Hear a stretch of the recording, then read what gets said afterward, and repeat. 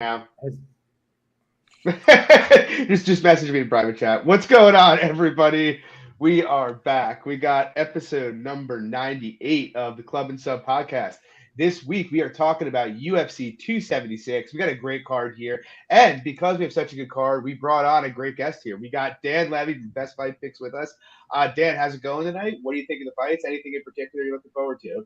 Oh man, just looking forward to talking the fights with you guys, man. You know, it's awesome to be on here. You guys have really established yourselves as great bettors, but even greater people. You know, I actually got to hang out with Danny Lags in Florida, and that was a lot of fun. We went to lunch together, and it was before the Sterling and Yan and the Hamza and Burns and the Volkanovski Korean Zombie card. So it's awesome to be on here with you guys. And honestly, man, I think that we've been saying, oh, this is the best fight of the year, or this is the best card of the year. I think this really is the best card of the year because, like, with a lot of these, like, okay, the main cards are stacked, but maybe the prelims might be kind of hit or miss. I feel like this one is stacked top to bottom, and I'd say on paper going into it, it's the best card of 2022 so far. Yeah, I agree completely. I'm pumped to get into it. I'm pumped you could join us, especially for this card. So, guys, as usual, if you like the show, please drop a like and subscribe. It would help us out. You can find Dan on Twitter at Best Fight Picks, myself, John, at MMA Fox, Lags at Danny_Lags, and Luke at SWR_betting. And with that, we'll get right into it. And it's funny, Dan just hit us with that intro about how it is the best card of the year. And I do agree, minus the first fight of the night that we're about to talk about, which we got Jessica Rose Clark taking on Julija Stoliarenko.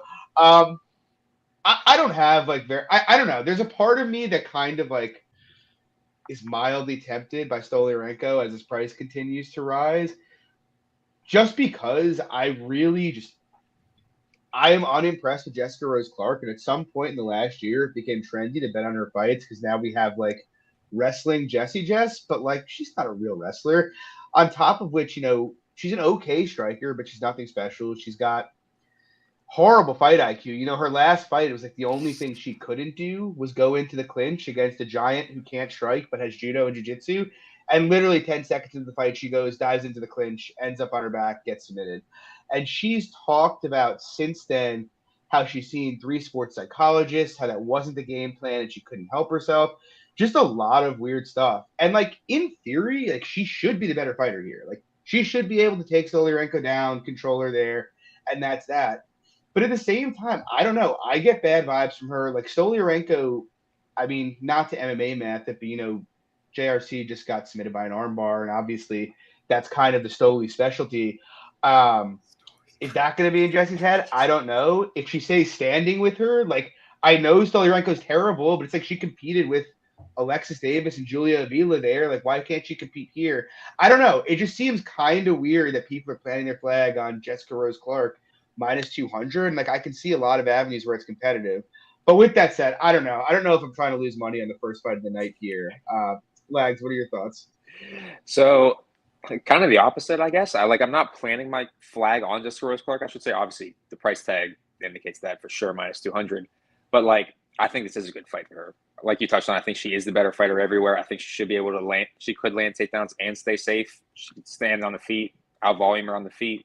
But again, it's all about that price tag. And yeah, I'm not interested at all. Dan, what about you? Listen, I've already laid minus 165 on Jessica Rose Clark before, Same. and guess what happened? She got armbarred. So now against an armbar specialist, I'm not really trying to roll the dice a second time. I mean, look, she should have her covered everywhere, but she had the other girl covered everywhere too. And not to mention, you look at what Jessica Rose posted after the fight. She said that literally the one thing that we planned not to do, we did. And it's oh, so you're going against your game plans now. And, and again, it's all about the price, not interested at this price, but also not interested in someone who literally only has one path. I mean, I don't think that Stoliarenko is going to win a technical striking battle. I don't think she's going to come out here establishing a jab. I don't think the leg kicks are going to be on point. I think Jessica Rose Clark has to make another, just a terrible mistake, take her down, get submitted, and I can see it happening, man. It's women's MMA. These are where the low percentage arm bars happen. So not saying that that's what's going to happen, but I'm saying that that's what's keeping me off laying that price on Jessica Rose Clark. I'm with you, Luke. What about you? Yeah, it's interesting for me because I was also a part of the crew that laid it against Egger because I thought she had pretty evident boxing advantages in the fight. Just be able to stick and move, pitter patter. The girl, we don't need to rehash it because we already did. But just obviously a poor fight IQ. It's one of those spots where I think that Jessica Rose Clark should win. She has the ability to win minutes standing. She has the ability to win minutes on the ground. But like, there's a couple things that give me hesitation even on the feet. Like I'd bet, or at least I think I had Avila in like a parlay against Stoliarenko, and then I laid Davis, I think 2-1 against her. And what I will say for Stoliarenko, despite her having no defense, no real striking acumen, she took the second round off of both girls standing. We had 1-1 fights, going into the third round. So it's like, you factor that in, coupled with that she's 0-3 in her second UFC stint. I mean, if she loses, she's going to get cut. So I think the girl's going to come out here buck wild, guns ablazing. She's, for better or for worse, she's going to do her damnedest. So like, even if I think that technically Jessica Rose Clark is a better striker, she's had some struggles with effective pressure, even in the early portions of the fight against Edwards. Obviously, that took place on the ground for like 13 minutes, but she was getting hit clean by Edwards, and she didn't really like it a whole lot, to be honest, either. So I don't necessarily think, if this fight's on the feet for 15 minutes, it's just like Jessica Rose Clark all day. If Stoliarenko just bites the mouthpiece and throws down. And with the ground component, I'm with pretty much everybody that I feel like she can evidently win minutes with her wrestling. But at the same time, from top position, we haven't really had to see her defensively grapple against a girl who's going to relentlessly throw up guard subs. And what I will say for Stoliarenko, she got to a couple relatively good submission attempts on Alexis Davis, who's a quality black belt too. I didn't think she was going to even sniff getting close to anything against Davis. And she did. Obviously didn't finish her, but still the fact that she was able to get those positions makes me nervous against Jessica Rose Clark, who I haven't had to see defensively grapple from top positions at all, really. So, I mean, I get it if you jumped on JRC early at like -120 or something, but like, I mean, I'm not laying -1. Like, fuck that. I'm good. Yeah, I think we're all in agreement there.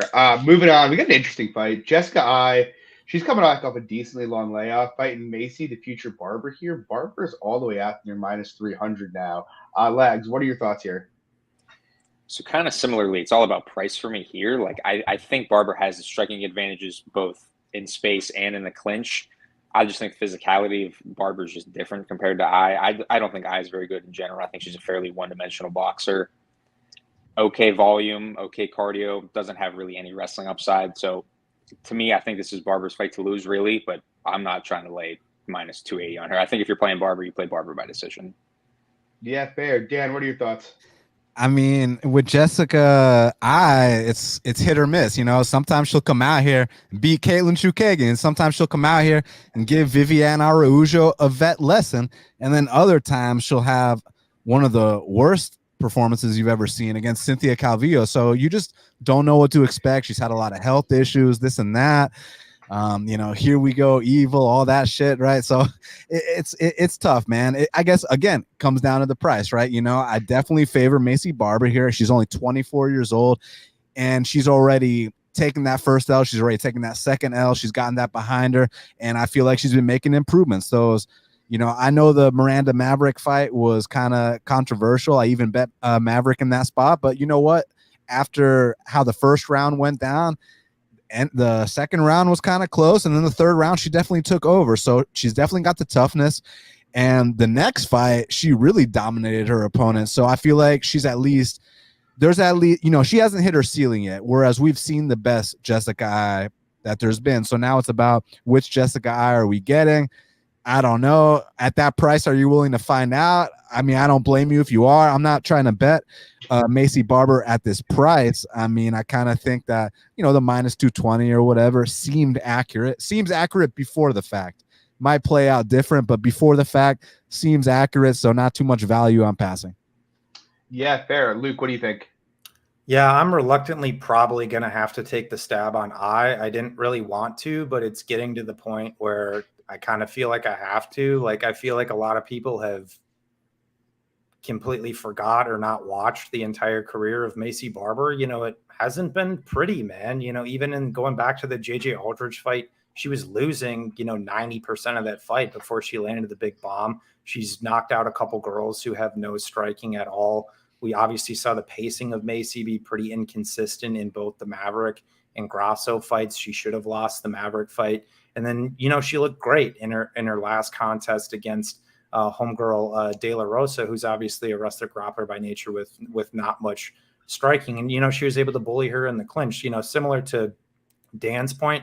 I mean, I think you have to favor Barber because I think she's more physical. She's obviously got more youth, more general upside, where we have seen the ceiling cap for Jessica Eye. But at the end of the day, to Dan's point again, we've seen Jessica Eye go out there and compete and beat top 15 girls. Even in her last fight against Jennifer Maia, you take away the blood optics of her looking like she got hit with an axe.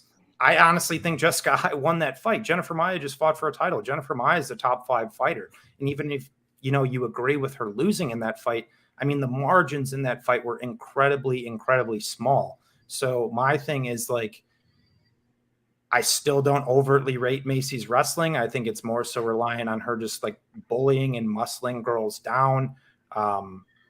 She's not technical on the feet at all. But the one thing that's consistent with Jessica Eye, she's going to come out here and throw strikes, and has shown that she can compete at a high level, for better or for worse, at least on minutes, and beat some good girls in there to boot. So on a women's fight with some high volatility, I mean, Jessica Eye's kind of an easy poke for me at this. Like I said, it's not going to be a big bet or anything like that, because especially given the judging, but even factoring in the judging of what we've seen in the last couple of weeks, if this fight's close and competitive, are you going to feel good about a minus 280 ticket on Macy Barber? No, you're not. So I'm probably going to take a little nibble at Mrs. Eye, despite, you know, me not feeling great about it. I just think the line's off. Yeah. Your money, your choice. I love that saying. That's new hashtag on MMA Twitter, boys. I'm not going to be a broken record here, but like, I agree with both of you guys in terms of like, look, I feel like I've been more bullish on Macy and her upside, and still am to a degree, than like the larger market. Look, she's a freak athlete and she's very, very strong. From a physical standpoint, she has a rare level of physicality that you just don't see in WMMA. You know, I bet her against both Grasso and Maverick, and, you know, I did in both spots because I assumed we'd kind of see some improvements. And I actually kind of think we did to a degree in her last fight, where, you know, while I wouldn't call her wrestling technical, she showed a willingness to go to it and not just kind of give away a round and a half right off the bat, and just dominated that fight. And so I do think she's getting better, and I think it's reasonable to expect she'll continue to get better, especially with that in mind. That said, you know, I'm kind of in the same place you are, Luke, where it's like, at this point in their careers, until I see a more comprehensive striking game from Macy, it's very difficult for me to like see any way she covers this line striking with Jessica Eye. You know, whatever you want to say about Eye, you know, outside of the Calvillo fight, which to Dan's point is about as big a red flag as you could get, I still can't really figure out how she got outlanded 2-1 by Cynthia Calvillo at distance. But that is a red flag, admittedly. But outside of that, you know, it's a woman who outlanded Katlyn Chookagian a distance, won a decision. The same thing with Vivi. I mean, and, you know, even in the grappling, like, Vivi tried to grapple her but couldn't hold her on the mat. And I feel pretty strongly that Barber's probably not where Vivi is as a grappler at this point. And so, like, I'm looking at it, it's like, I do think we've seen the best of Eyes behind her. Like, 2 of her last 3 fights were the Cynthia fight. And, like, sure, the Maia fight was close. I bet her against Maia. But Jennifer Maia is much worse than many of the women I had been out striking for years. So I do think she's on the decline. But ultimately, it's just like, at plus 250, unless Barber can just hoss her physically, which maybe she can, but, like, unless she can do that, it seems like a competitive fight to me. Like, yes, Barber has the finishing upside for sure. She has the grappling upside, but I really would be very surprised if I got held down here for long periods of time. And on the feet, it's going to be a close fight. So I'm leaning towards an eye poke as well. It kind of makes me a little nauseated to say that, but you got to do what you got to do. What I will add, though, is would you be looking to just poke the decision line, though, since it's like plus 350, plus 400?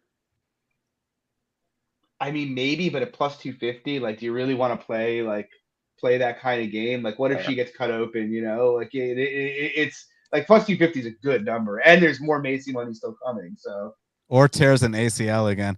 But But to John's point, man, about the physicality, like one thing that I've talked about a lot is that in these kind of infancy stages of women's MMA, physicality, brute strength, power can override technique so much. I mean, Jessica Andrade has made a career off of that. I mean, you go to a boxing coach and show them Jessica Andrade's strikes, they're gonna laugh in your face, but it doesn't even matter when she's facing the opponent she's facing. Like, I mean, unless it's Valentina or something, you know what I mean? Yeah. So I think like Macy's going to be able to get away with that for a while. Yeah, I agree. And that's the big fear here, to be honest. But anyway, moving on. We have a third fight. This is a cool one. We got Andre Muniz. He's coming off 3 straight armbar finishes. It's funny because Dan earlier was like, you know, we just don't see low-level WMA. This is where arm bars happen. But we got Andre Muniz, who's pulled off 3 in a row. He's taken on Uriah Hall. Dan, what are your thoughts here? Oh, man, I love Muniz because thank you, Muniz. No, my bad, dude. I just muted you for a second. That was so I said I love Andre Muniz, man. I mean, y'all know I love jiu-jitsu, but here's the thing about him, man. Like, it's easy to be like, oh, he submitted Jacare, but Jacare's on his way out and this and that. Okay. But he also hit a blast double on Jacare. He goes in there with Anders, and like, yeah, I know Anders might alternate wins and losses, but like for the most part, they're competitive split decisions. Some could have gone his way, but bottom line, they're always competitive fights. And this dude goes out there, blast doubles Eric Anders, and gets him out of there right away. So I feel like he's someone to look out for, and I feel like this is a great matchup for him because with Uriah Hall, look, we all have seen his finishes, but you got to put context into this, man. This guy is one of the lowest output strikers in the history of the middleweight division. Just 2 fights ago against Anderson Silva. Look at these numbers, guys. 12 strikes landed in the first round, 13 strikes landed in the second round, 22 landed in the third, and 13 landed in the fourth. Like, those are horrendous numbers. But what you got to fear is that, you know, that spin kick, that flying knee, that counter right hand, like whatever the case may be. And also he's lit some people up with his jabs as well. Look, he's an explosive guy. He can finish a fight, but minutes are not won by a guy like him. And I really do think that Andre Muniz, because before it used to be a case where he could pull guard and sweep. He could catch you, you know, you try to take him down, he'll catch you with an opportunistic finish. But now that he added that blast double to his game, and also he knows where his strengths lie. Andre Muniz is not about to come out here and fight with his ego and try to get into a 3-round kickboxing match with Uriah Hall. If he does that, he deserves to lose this fight. I think he's going to come out here, take him down one time, and finish the fight shortly after. So I got Andre Muniz via submission. Luke, what are your thoughts? Yeah, I'm largely right there with you as well. It's kind of a weird fight where if you just look at it from a basic perspective, I mean, Hall is clearly the better striker in this matchup. I mean, if you watch Muniz strike, it's not particularly pretty. But to Dan's point, one, you don't know which Uriah Hall is just going to show up in general. In that also, you know, can go out there and affect his volume. We've just seen him be so low volume in many affairs. The one that's always stuck with me for him over the years was the fight against Bevon Lewis. It's like, bro, how are you going out there and getting outstruck by Bevon Lewis? I know he knocked him out later, but he was losing that fight up until that point. It's like, bro, and it's just always been frustrating with him because I think he's immensely talented. He's a great athlete. He's got power in, you know, all 3 limbs, 100%. But it's just you don't know which guy's going to show up, and then you also factor in the general Muniz threat, and, you know, not even talking about necessarily what happens when the fight hits the ground for 2 seconds. When we see these stronger strikers fight these stronger grapplers, their volume historically tends to be a little bit less consistent because they're scared with the threat of the takedown. And I think Uriah Hall knows what he's dealing with in the threat from Muniz on the floor here. So outside of even that, historically with the volume issues of Hall, presenting that threat into this matchup does not make me optimistic for the volume considerations Uriah Hall. But the slight argument I'll make for him is that Muniz only defends strikes at 50%. I'm sorry, distance strikes at 50% in the UFC. If Hall, you know, takes his balls in his hand and, you know, really comes forward and tries to put it on, I think he's allowed to knock him out. I think it's in play. But minute to minute, once again, to Dan's point, it's just not great. Even when, Hall, despite not getting submitted in like 27 pro fights, when he gets taken down, he gets passed, he gets controlled, he gets stuck there. He goes out and drops the round. So, it's kind of partially on what Uriah Hall shows up, but I just don't think it's a good matchup for him. Yeah, I mean, I don't think anybody can reasonably say it's a good matchup for Uriah Hall. I had considered making the case for him, to be honest. It's just like it's Muniz is so weird to me because it's like he gets the first sub and I'm like, it's fucking Bartos Kavinsky. He's not going to do that again. Then I bet Jacare and he subs Jacare and I'm like, this motherfucker can't keep getting away with this. And then I bet Anders and he subs Anders and I'm like, well, maybe he can get away with it. I don't know. To Dan's point, I do think, he has improved his wrestling. I also think the guy's clearly added some muscle mass. Like, he's a guy who seems to be, despite being 32, somewhat on the rise. And obviously he's a very good athlete for what he does. I guess my concern is on the Muniz side of things here. It's just like, I agree with all the takes about Uriah Hall. I have faded him aggressively throughout his career. It's just more like the guy's never been subbed. He spent like 8 minutes on the mat with Antonio Carlos and didn't get subbed. So it's like, I don't think it's crazy to think he survives the early portion of this fight. And if that happens, then what does Muniz cardio look like come the 7-minute point of the fight? It didn't look great against Antonio Arroyo. Like, that was a pretty ugly fight to me. The thing that's holding me back from betting Hall and why I probably won't do it is it's just like, okay, that's cool, but is Uriah Hall ever going to step on the gas, though? Like, with a guy, if I had a guy who, like, once he finally got up and had a cardio advantage, I would actually push a pace, I'd be very inclined to, bet them in that kind of a spot at this number.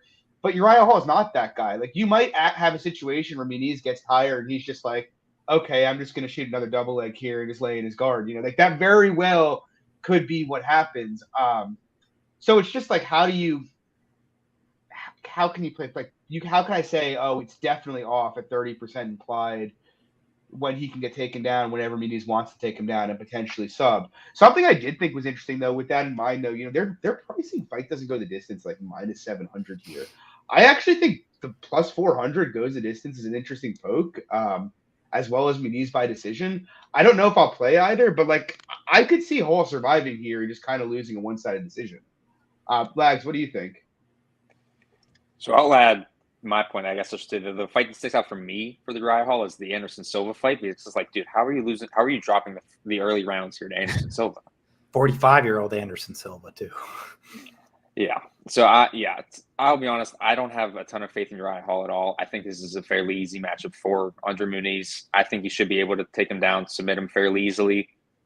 But again, it's like, we're talking about price tag here. If you're looking at Andre Muniz and you like him in the spot, I think you would much rather have the under 1.5 at minus 155. But I have no interest in betting this fight.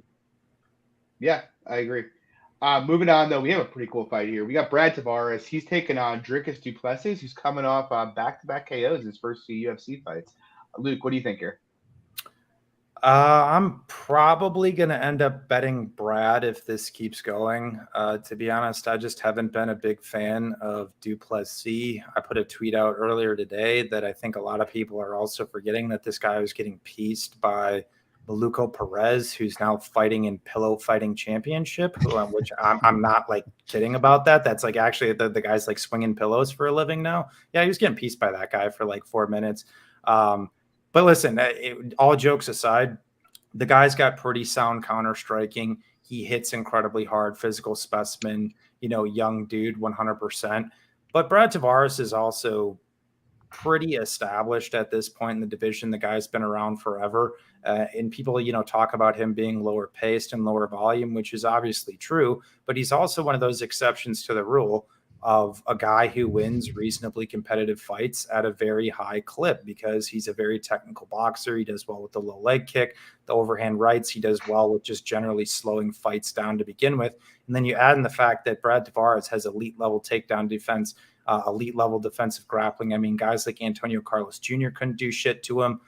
Guys like Omari Akhmedov couldn't do shit to him. So, I mean, this Du Plessis guy ain't coming out here and out grappling Brad Tavares. Like, I'd be completely shocked if that was the case. My concern more for Brad is, him getting knocked out. He's been knocked out in 3 of his 6 pro losses. There's times where his striking defense can get lazy, but in the defense of Brad Tavares, the 2 of the 3 guys that knocked him out are 2 elite level strikers in the division in Izzy and Whitaker, right? So my thing is, I just think Du Plessis has a lot more to prove when he throws his strikes. He comes forward, but he's very rigid. He doesn't move his head off the center line. When guys flurry on him, he's reliant to just sit there and shell. I just think there's so much more merit to Brad Tavares over the course of 15 minutes than there is Du Plessis. But once again, it's a fight in these type of spots. I always struggle with handicapping them, especially the big anomalous type of hitters, because I do think Du Plessis is incredibly live to put Brad Tavares down, but it's a step up in competition against the best striker this dude's fought to date, who's proven it over a very long sample size against other very established talents too. So, I mean, I have to favor Brad Tavares in this fight, at least a lean, to 55, 60 or so %. So now we're seeing him, plus 120, plus 125, plus 130. Everybody loves the highlight reel KOs, but my question to everybody else is, what if that doesn't happen, right? I like Brad. I'm waiting on it because I think it's going to still keep coming on a very public pay-per-view slate where everybody's just chasing chalk. So I think we might get Brad, plus 130. That's an easy bet for me to make. Yeah, I mean, it's already a plus 125 now. I mean, I have to bet Brad here. Like, it's funny because I probably underrated Du Plessis a lot coming into the UFC. The truth of the matter is, at men's 185, a guy that's that big who throws strong calf kicks and is explosive and can knock you out, you get away with a lot in that division. And I did not love betting Trevin Giles and watching him come in with his hands down, bouncing around like he's the middleweight Conor McGregor, and then just did not throw any punches. That was fun. But it's like, I bet him because I was like, okay, Giles is a good jab. If he actually for once lets his hands go, he should look good here. Of course, trusting Trevin Giles to not do Trevin Giles things did not work out. But ultimately, it's like, yeah, I think Du Plessis is better than I gave him credit for. He's a good athlete. He hits hard. But everything Brad wants to do, from like using his jab to set up combinations, Du Plessis is there to let him do. He's not a very good defensive fighter. He is very open in the pocket. He likes like those blitzes he comes forward and puts guys out with. I don't think that's the kind. Like, he's not going to catch like Brad Tavares with his hands down the way he caught Trevin Giles like coming off the fence like that. I can't see a grappling path for Du Plessis. I just have to believe. For me to think Du Plessis should be like a favorite here, you'd have to price his KO remarkably high, like in the 35-40% range. And I just can't get there. Brad's got better volume historically than him. He's fought much stiffer competition. He's beaten much stiffer competition. He's got more experience. If Drickus comes out here and knocks him out, I mean, that's live. But I think anybody betting Brad, anybody who's like watched these two guys fight, knows that that's live and that's likely Drickus' best path to victory. And if Brad was minus 150, I'd be like, okay, I'm definitely not laying the favorite price against, the Drickus KO. But a plus 125, I think I have to do it. I just think I'm getting the much more proven guy who's also just the better fighter, and I'm just counting on him not getting KO'd. So I like the Brad side here. Lex, how about you? I'm a little less passionate on the Brad side just because, for me at least, like Luke touched on it with the low pace and the low volume, I see that as well. And not to mention, I don't think he has a ton of finishing equity in general. So that's at least why, for me, I'm not trying to get to the window with Brad. But I totally get the points, 100%. Dan? I mean, look, Brad Tavares has been in the UFC since 2010. Like, that's something that you just have to respect. I mean, how many times do you guys see people come out here and they get released or they don't get re-signed after their first contract? You see it time and time again. So to be in the UFC since 2010, I mean, you got to tip your cap to a guy like Brad Tavares. That is an established, seasoned vet of the game. That's a crafty guy who's been in there with everybody, like literally the Yoel Romeros, the Robert Whitakers, et cetera, et cetera. And to y'all's point, I mean, if this fight goes to decision, I mean, there's a reason that fucking 10 years ago I was calling this guy Hawaiian Bisping. I mean, when the fights go to decision, like, Brad Tavares is going to win. He's got nasty leg kicks. He knows when to box at the right times. And let's not forget about that beautiful takedown defense. His balance is so on point that's why he's able to go out there against a guy like Antonio Carlos Jr. and absolutely school him. And then on the other side with Dricus du Plessis, I mean, it's awkward, but it's violent. It's one of those things where, like you said, he's rigid, doesn't move his head, all these things, but it seems like he's got that death touch. And in how many fights? He's had 18 pro fights. None of them have gone the distance, and that's not by accident. If we're talking, some dude who's 5-0 coming into the UFC, all first-round finishes, okay, then he truly hasn't been tested, but this guy has been in there with some good guys outside the UFC, the Roberto Soldiches, and then in the UFC, I know he was getting lit up by Marcus Maluka. You're not going to get a debate. To give Maluka a little credit, Maluka is a guy who submitted Fluffy Hernandez, is a guy who submitted Ian Heinisch, but that's not the point I'm trying to make. The point I'm trying to make is Brad could be winning this entire fight, and that one death touch is all it could take. So, but back to the line. I missed the line on du Plessis. Du Plessis was a dog earlier. That was the time to jump on du Plessis to find out if he's got the goods to beat Brad Tavares. Now that the line's gotten away, I feel y'all. The values on Brad is just about you got to most likely hope that it's going all 3 rounds. That's where I think that Brad has the best chance to win this fight, because I do think he's going to be winning the minutes. I do think he's going to be lighting up Dricus du Plessis. It's just that when it's Dricus's time to land his shots, how's Brad going to react to that? So I actually do think that Dricus is going to come out here and catch him. It's just I'm not laying no minus 150 or what's the price currently? 145 is the lowest, I think. Yeah, exactly. Like, come on, bro. Like, it was plus 100. It was plus 110 like a week or two ago. That would have been the time to take him. Now's not the time. So I feel y'all. Like, hey, Brad, don't get knocked out, and there's a damn good chance you win this fight. I mean, what's Brad's record when fights go to decision? I know it's pretty damn good. I mean, listen, like, the only guys that have beat him by decision, Izzy Adesanya and Yoel Romero. Do you understand what I'm saying? Or if you want to go back to 2011, Aaron Simpson. But Dricus ain't about to follow the Aaron Simpson game plan. And to take it a step further, Brad Tavares' takedown defense has just improved exponentially since that fight. That was like a turning point in his career. So it just depends. Is there going to be a finish or not? Because if there's a finish, it's Dricus laying him out. If not, it's a Brad, vet lesson type decision. So I'm going to go with Dricus. I do think that the UFC matchmakers kind of want to test him against this established vet, see exactly where he lies. But we've seen this story so many times where the guy who isn't as established is the slight chalk favorite, and he drops the ball. So I feel where y'all are coming from. But just as a pure pick, I'll take Dricus to catch him. But I cannot bet a minus 150 when he was plus 110 2 weeks ago. Awkward but violent is the perfect way to describe right. That is truly perfect. Moving on, Dan, I'm going to stick with you here since I believe you have a bet here. We have Ian Gary taking on Gabriel Green. What are your thoughts? Well, my thoughts are Gabriel Green's a dog, not just at the betting window, but just in general. I mean, how can you not love watching a guy like Gabriel Green? I mean, the guy is going to go forward, and as long as he's conscious, he's going to be trying to win that fight. So just as a fan, you got to respect a guy like him. Not to mention, even in his loss against D-Rod, the output was super high.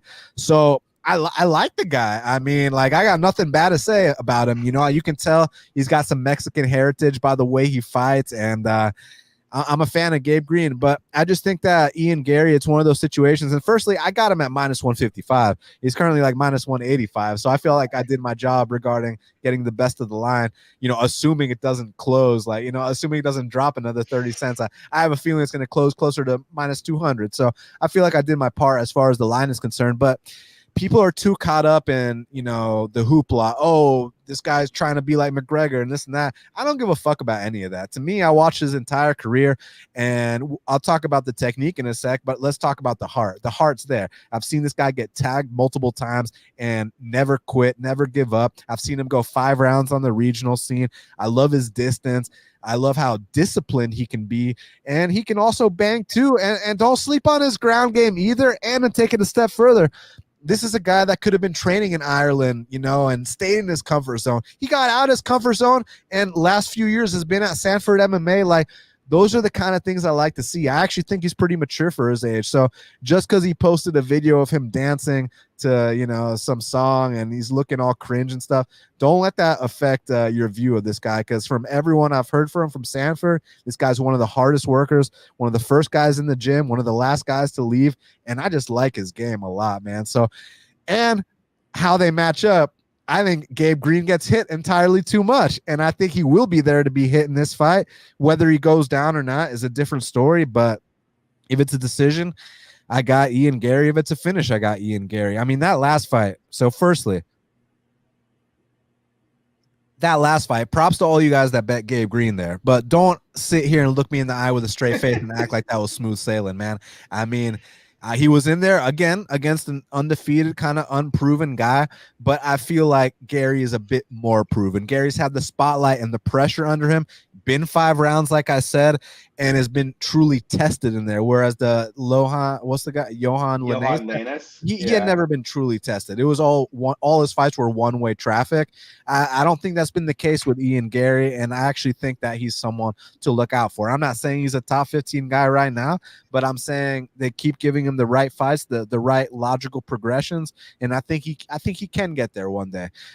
So I think that this is a test that he passes. So give me Ian Gary. I took him -155. We're currently looking -185. I feel like I did my job there. So now it's up to him to go out there and perform and hit a very hittable, tough guy. Luke, how about you?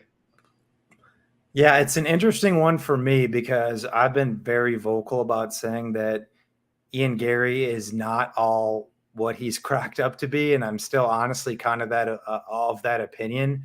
I was a guy who bet Gabe Green in his last fight against Lainez as well, but I am actually also with Dan here. I actually played Ian Gary this week as well at -160, and my problem with Green, as you touched on too, Dan, is the hitability. His defense is largely an afterthought. You know, he's kind of relying on to go out there and try to just bully guys, pressure pace cardio, but I don't think he's technical at all. And what we have seen from Gary largely, you know, outside of the early portions of the Williams fight, which was his debut, I guess, which does give me some concern. Overall, the guy plays the range game pretty effectively, picking and moving, I should say sticking and moving.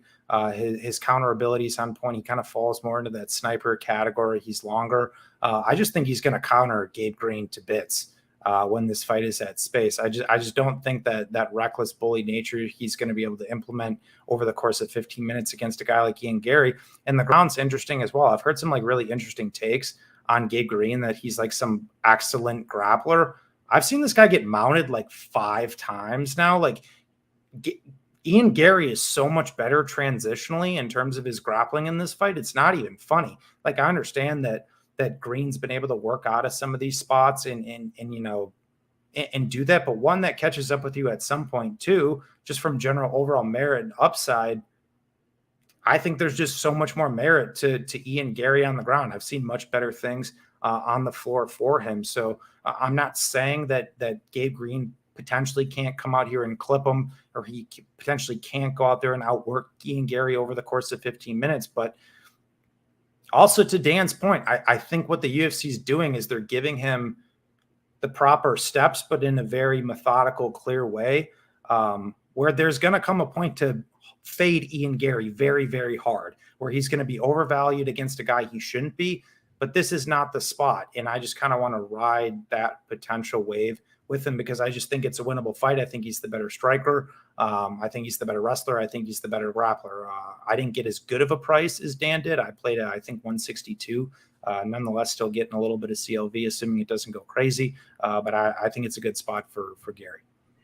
Yeah, I mean, I'm not going to rehash everything you guys just said. I missed the line, which is unfortunate because I do think that both those numbers are pretty good. I have some questions about Gary in terms of what he looks like long term, especially when he fights, let's say, an American wrestler or guys who will put out a high output. Because I do think, there are some output concerns. And I thought Jordan Williams in his first fight, I don't want to say exposed. I mean, the guy got knocked out cold. So, I mean, I wouldn't say exposed him, but you did see him kind of push a pace that seemed to make Gary a bit uncomfortable. The thing is, though, it's like, Jordan Williams does a pretty good job of cutting off the cage. He was throwing 3s and 4-punch combos behind his 1-2s. Like, I don't think Green is nearly as efficient as cutting off the cage as Williams is.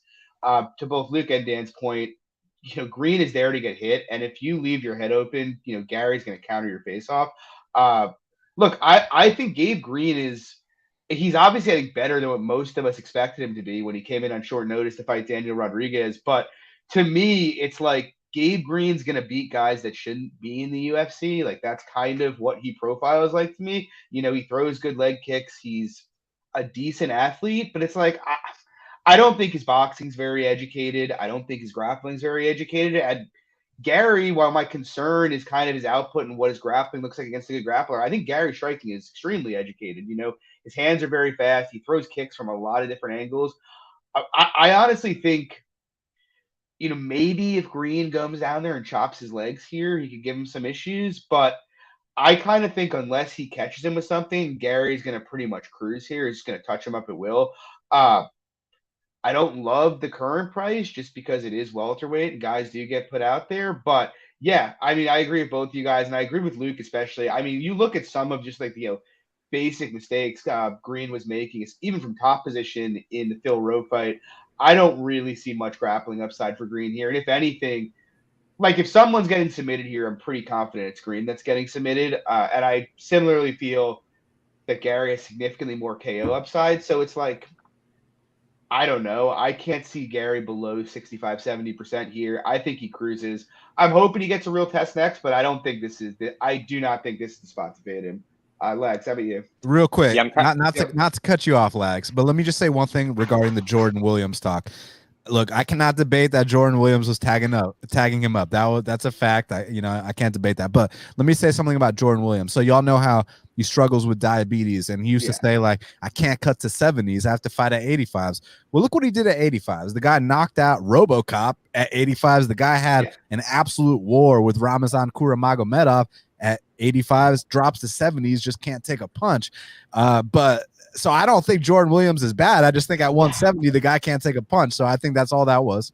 No, I think Jordan Williams is a more educated fighter than Gabe Green is, to be honest. Like I actually was kind of surprised to see Jordan Williams flame out of the UFC, if I'm being honest. So I agree with you. Should have stayed at 85. He should have, yeah. You saw his fight with Imavov too. To that point, it was a dog fight by Mickey Gall. Oh God.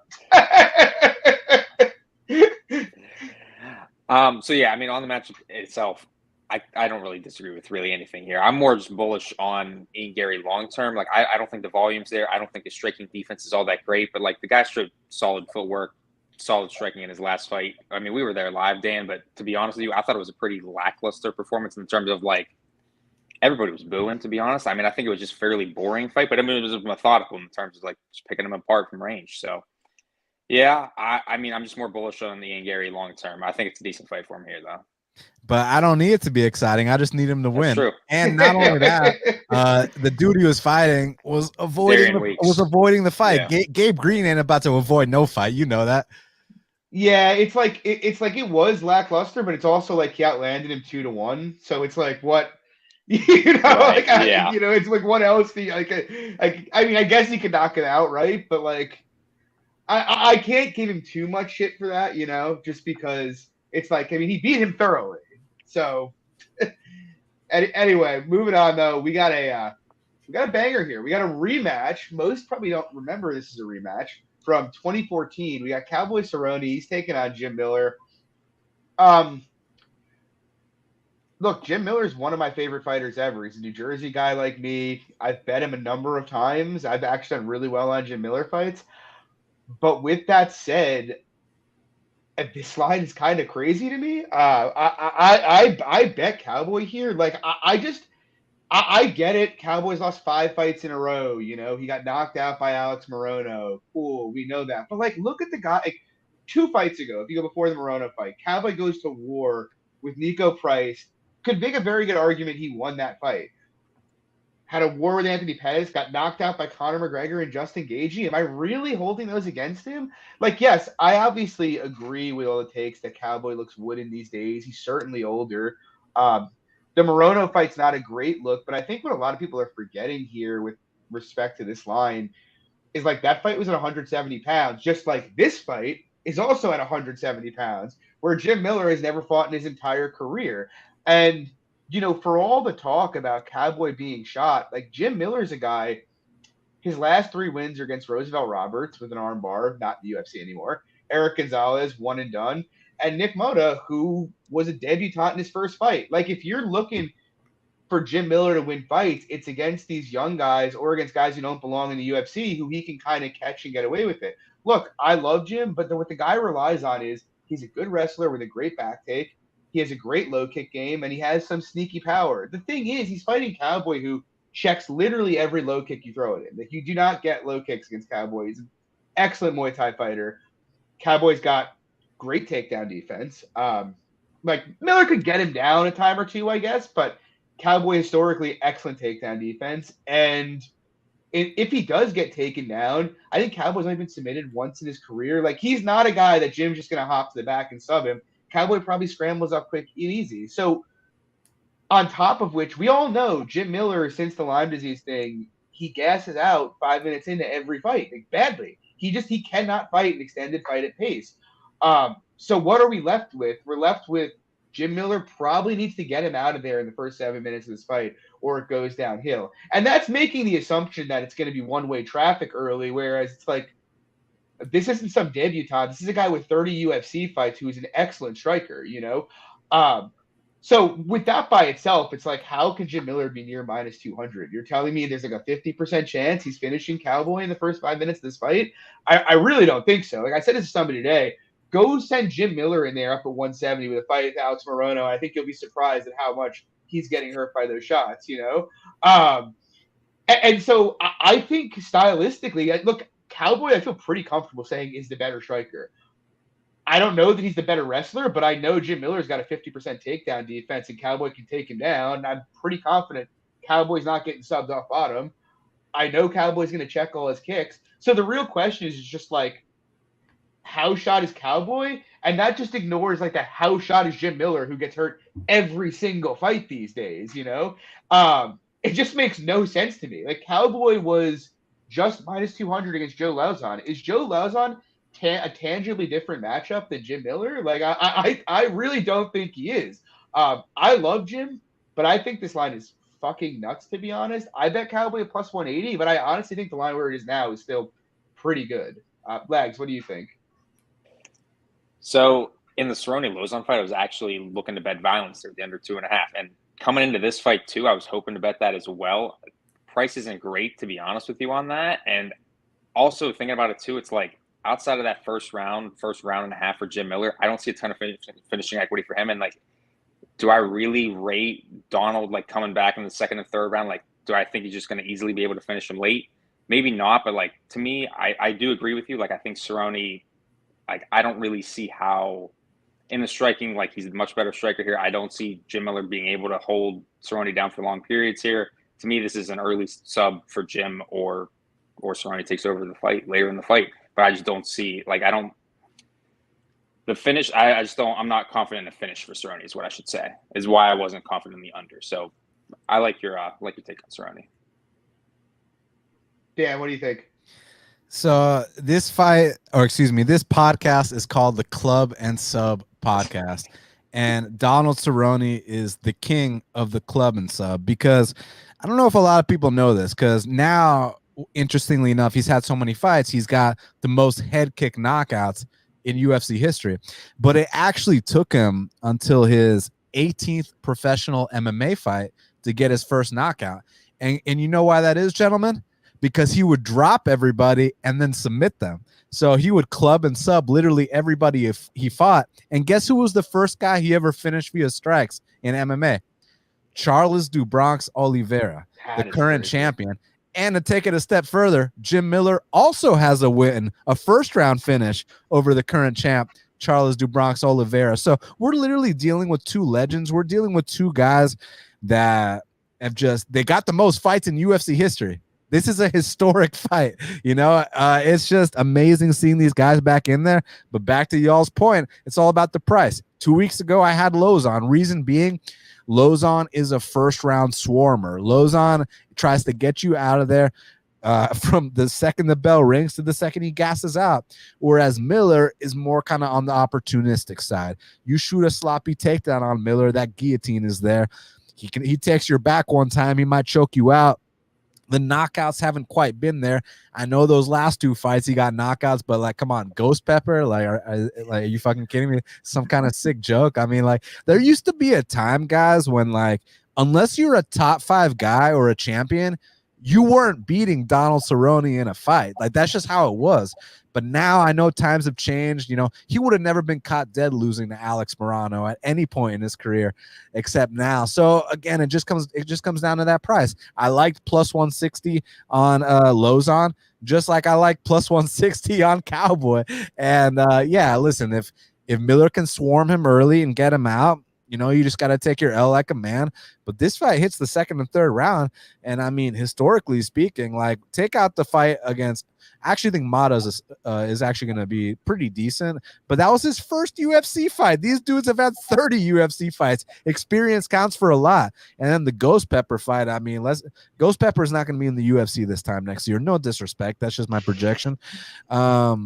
I think that if we can extend this fight, man, I mean, I think Cowboy's got a lot more variety. He's just always been a slow starter. And now that he's not taking damage as well as he used to, he's not able to extend the fights like he once did. But I mean, you guys know that it's not just the head kicks. It's not just the check knees, the beautiful combos. You remember that combo he hit on Rick Story back in the day. What about that blast double? Dude, Cowboy Cerrone's got this blast double that he hits on, that he used to at least hit on almost every single person he fought. And just like the Selecki fight against Miller, get me past this first round. Let's hit that blast double on Jim Miller. He's going to be on his back the entire round, grind those next 2 rounds out. So, yeah, I got Cowboy Cerrone here for the upset, man. That line, this should be, look, if you want to favor Miller, okay, minus 130 Miller. Okay, no problem. But, yeah, and a lot of people don't know this is a rematch, and the rematch actually happened pretty close to you, John. It happened in Atlantic City. So, yeah, let's see if some deja vu occurs here in Vegas. But, yeah, I'm going to go Cowboy Cerrone for the upset. Luke, what do you think? Yeah, I mean, you guys hit on all the main points, so I don't want to go too crazy on it. It's evidently a dogger pass situation. And the main thing I want to hit on is what Dan brought up, too, with the line from the Lozon fight to this fight. It's like, and I put a tweet out earlier in the week. I'm like, who the fuck is laying over minus 2-1 on Jim Miller? Like, you would have to assume that Jim Miller wins this fight 3 out of every 4 times to have any sort of value on your bet. It's like, I mean, it's weird, right? Because obviously you're dealing with a quasi-wash fighter, and, you know, Jim Miller goes out there and clocks Cowboy in the first, and then people come back and they clip this and they say you guys are all stupid and dumb or whatever. But it's like, how done somebody is, it's also difficult to say, because Dan also brought up the fact that, you know, Jim Miller's really nothing special as a striker. You know, he's knocking out guys that don't deserve to be in the UFC at this point. And, you know, Cowboys, the guys he's getting dusted by, would just absolutely ragdoll Jim Miller right now. There ain't no bones about that. So, I mean, if you are to bet this fight, I mean, there's one way to go. It's just kind of like a variance-based ridden spot that I'm not like clamoring to get invested in. I probably would rather go, if I was to do it, the prop route. I think someone brought it up, like Cerrone by points, like over plus 400 or something like that, like a half unit or something. It's just these type of fights, like these legend-esque, potentially shot, maybe wash, maybe not type of fights, I just try to stay away from overall, just because they're so variance ridden. But to your point, you know, it's all about price. Yeah, and if you are to bet this fight, it has to be Cowboy. Yeah, 100%.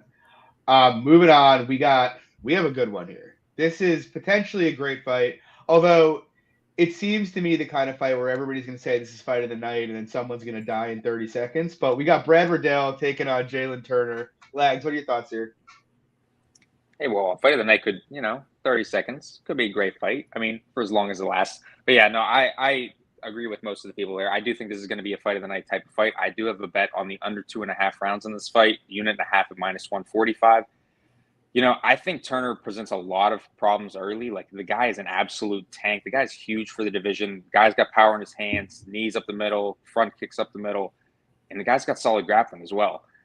But he does not have good striking defense, and I don't think his cardio is great when extended.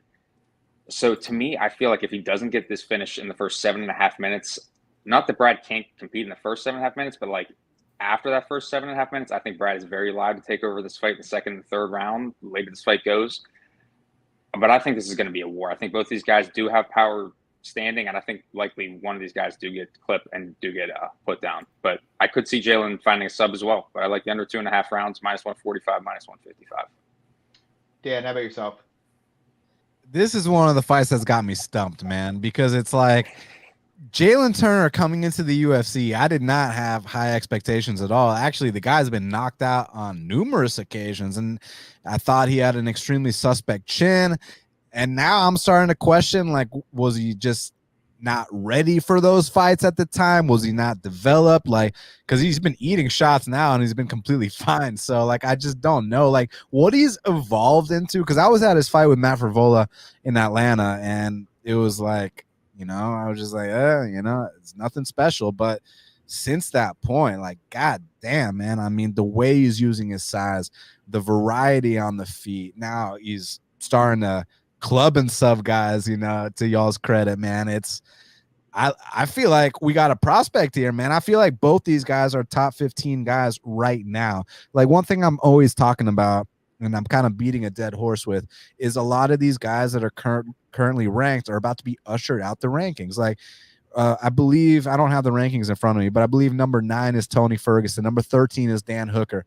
You mean to tell me both these guys can't go out there and beat Dan Hooker and Tony Ferguson? Because I disagree. If you disagree with that, right? Like, I totally think Jalen Turner would smoke both of them. I think Brad Riddell would smoke both of them. So I view both these guys as top 15 guys right now, and I see this as a serious showdown. And just because Brad Riddell got caught his last fight, I don't think you should write him off at all. I mean, that was a very high level fight between two serious ranked guys, in my opinion, in the lightweight division. Fiziev is about to have a main event with RDA next month, and just one split second mistake can cost you a high level fight like that. So I really don't know. This is one of those things where it's like, my heart is telling me Turner because of the improvements. The size looks unstoppable right now, and then there's the recency bias of Brad Riddell taking that last loss. But at the same time, a price like that on Brad Riddell, he's the underdog.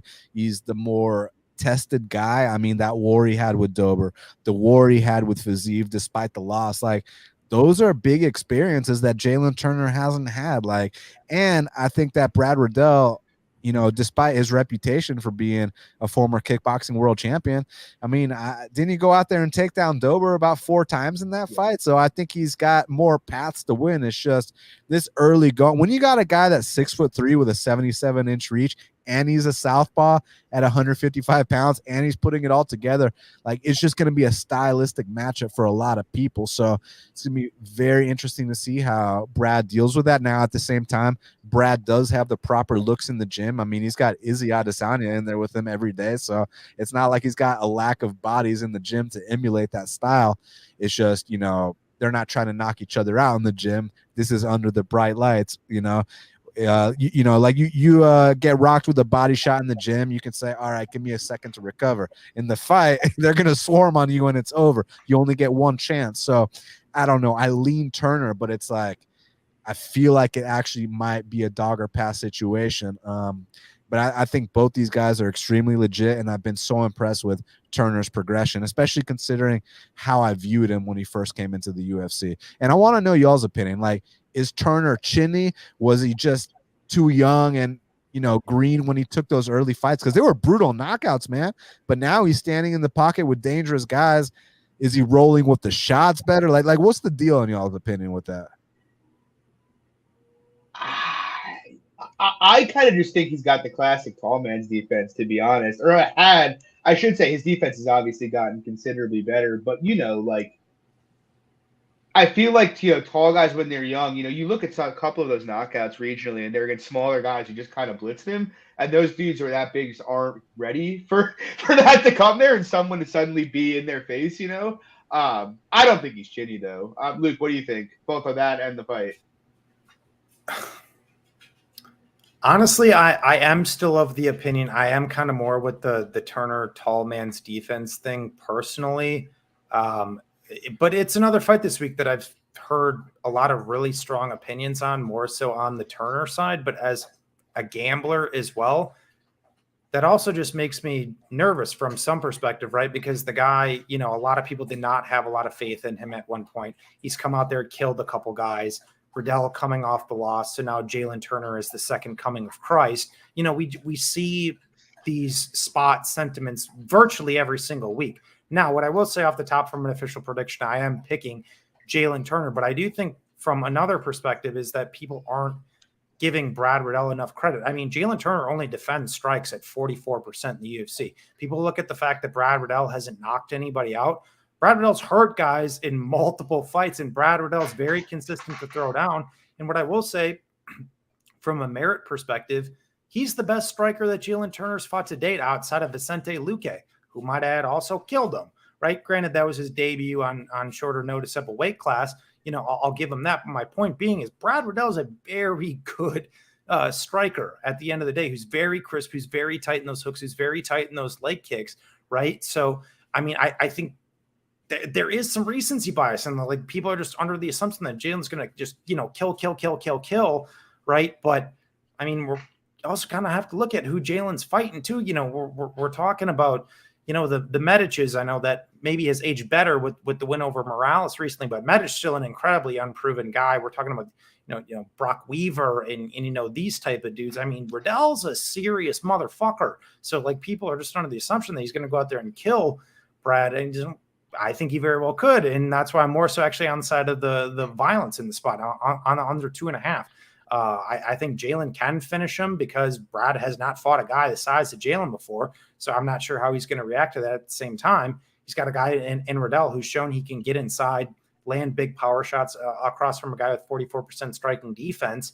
I think Turner actually has some submission upside. If Riddell, they get in these big exchanges, he shoots a sloppy shot from far out. We got those long arms, those long limbs from Jalen, brown belt in jiu-jitsu, I believe. Might have actually just been promoted to black belt. Lock up those Darce Anaconda series. I think we just see an absolute car crash here. So I'd be much more inclined to back a violence-based route than Turner personally, because I am giving Brad a lot more respect this week than most people. Yeah, I mean, it's kind of funny because I actually kind of had Dan's reaction to Turner early in his career. Like, I remember when they gave him the Luque short notice and taping him and being like, oh my God, this poor bastard, they're just sending him to die. And then he gets in there and died. But he's actually, like, turned it around quite well. And, the defense is a concern. But, like, one thing Turner does, and he's done better and better, and something that I love generally to be behind is, volume. The dude just – not only does he hit hard, he brings an absolute pace to you. And that, when you combine the power that he has in his frame with that, it's a pretty lethal combination. I'm quite bullish on Turner and his future. He obviously needs to make defensive improvements, but it's like the base, like the mold, the statue is there. Like all they need to do is just carve it a bit more and like add a couple pieces to his game for him to be like a serious weapon. In the context of this fight, it's kind of weird because, like, I agree with all your takes, Luke, on Brad Riddell. I do think he's the more proven fighter. I think the line is kind of, in some respects, eye-popping to me. It's like you don't really expect, like, Brad Riddell was just evens money with Rafael Fiziev. I didn't really expect him to be an underdog to Jalen Turner. And with that in mind, I am considering betting him.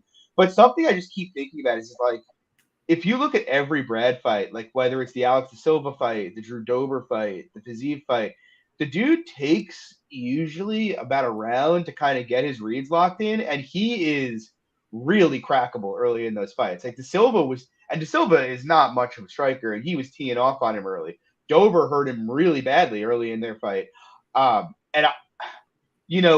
The worst thing I can imagine is sticking a guy like Turner, who was going to come for you right off the bat in his face, who also has, elite power. On top of which, like, you add, the size factor in, Turner's going to be 8 inches taller and 7 inches longer. And I think it makes it a very awkward fight for Brad, especially early in this fight. I would not be at all surprised if Turner just comes out here and kills him like right off the bat. And even like later into the fight, I think Riddell's got better cardio, but I think, just the size by itself, plus, you saw Turner throwing like a lot of knees up the middle against Malarkey. Like, he has a lot of tools, especially from the southpaw stance, that's going to stop a lot of like what Brad likes to do. In particular, his jab and some of the feints and like setups he likes to use probably won't be available. So I do think on paper it's a pretty tricky fight for Riddell. With that said, I do think if Riddell can find his way inside the reach and really make his reads and start getting his counters off, he can have massive success offensively. And to Dan's point, we have seen him wrestle. He took Drew Dober down 5 times in that fight. The guy has gone to it here and there, and I wouldn't be surprised, if he is having some trouble closing the distance here, if he goes to it and he gets a couple takedowns and gets some meaningful time. On the one hand, I kind of forgive Turner for getting stuck on his back at the end of round 1 against Malarkey, because it's like he'd already won the round. It's like there's no real need to like exert yourself or put yourself in a dangerous situation. But on the other hand, it is something that kind of sticks with you, where it's like, I mean, I just saw him kind of accept being flat on his back there. Like, what happens if he starts to tire a bit and Brad starts hitting takedowns, So I do think Riddell likely has more ways to win the fight. I do tend to err to the Riddell side just because I think he's the more tested fighter. Like, the dude's been in there with real killers, whereas this is the first time, Jalen's really like, I know he fought Luque, but it's like that was his debut. This is the first time he's really taken that big step up in competition here. Whether I bet it, though, I don't know. I'd almost be more inclined to – I mean, look, if it keeps going, the line keeps going, I probably will. But, like, I'd almost be more inclined to just look to see a live bet and see what Turner looks like early. Because it's like the last thing I really want to do is bet it, and then Turner comes out like a house on fire and just kills him in a minute and a half, which I think seems – I don't want to say high percentage, but I can very easily see it happening in my head. So I don't know. I think it's a fun fight. I love both these guys, and I love Turner as a prospect. So I'm excited to see what happens. Moving on, though, we have honestly another. I mean, the rest of the fights in this card are all absolute bangers. Like, it's honestly crazy. But we got Pedro Munhoz. He's taking on Sugar Sean O'Malley. Dan Levy, started us off here. What do you think? Yeah, so just to get out the way, I hit O'Malley at -250 to win 2 units. That means I risked 5 units. He's currently everywhere from -300 to -350 to -333. So did my job there. At minimum, beat the line by 50 cents. So I'm happy about that. It's gonna be more than that. Yeah, it's gonna be more than that come fight day. But listen, I mean, Munhoz is a guy I got a ton of respect for, man. I mean, he's never been finished. He's so durable. He's tough. He's been in there with all the best guys. You guys know I love my guillotines. Had a nice little controversial hot take yesterday. I was hanging out in the morning, tweeted out a couple things I thought was funny, go to the gym, come back, and people are like writing paragraphs and just going crazy. It was pretty fun. But the thing is, man, I mean, when you watch this guy's fights, like you watch his fight against Russell Doan, just absolutely getting lit up. And the way he dangled on that dude's neck out of nowhere was just beautiful. Getting lit up against Rob Font, catches Rob Font with one big right hand, makes him shoot a panic shot, snatches up that neck. I mean, that guillotine is world class. I'm a defender of the guillotine. Sorry, Dan, real quick. If since this is your debut on the podcast and you're referencing Rob Font, you have to refer to Rob Font in the proper Dan Levy way. I need the Brazilian pronunciation. you know what's funny? I'm glad you brought that up because it was Pedro Munhoz, because they fought in Brazil. And, in all his interviews, he's like, I look forward to my fight with Hobby Font, So, Pedro Munhoz got Hobby Font out of there, man. I mean, that guillotine's nasty. Let's not forget about the calf kick game. And it's not only the calf kicks. I mean, you've seen him knock people out with punches. And to take it a step further, one of his techniques that doesn't often get mentioned is that stabbing front kick he's got. He hurt Aljamain with that. Didn't he stop Brian Caraway with that as well? Like Pedro's no slouch, man. Like I got so much respect for him. He's a guy I've bet on a lot over the years. I bet Max bet on him against Damian Stasiak, and then I even bet him big against Frankie. Now, whether I think he won that fight or not is irrelevant, but the fact that it was even up in question showed me that, okay, maybe now was the sign of the decline. Maybe now was a sign of not necessarily all the wars catching up to him because he's still durable as ever, but more so of a sign that he hasn't evolved. He is what he is. He's his finished product, and I don't think that we're going to really see, you're not about to see Pedro Munhoz come out here and, we're not going to see D1 Pedro or any shit like that.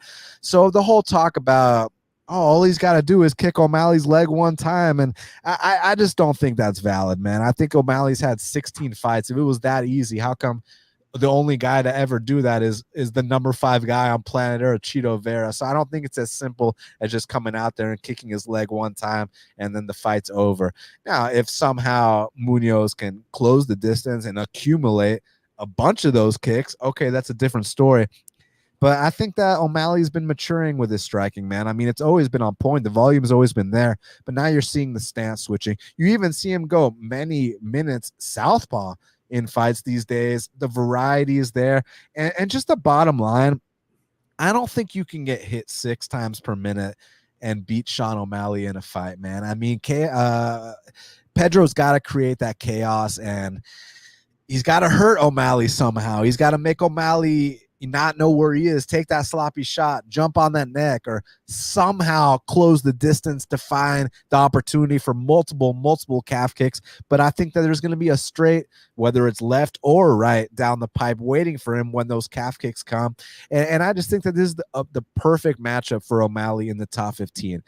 Munhoz, we love him for his toughness, but, tough sometimes gets you knocked out, other times makes you lose decisions. And I just see O'Malley coming out here and lighting him up for 3 straight rounds.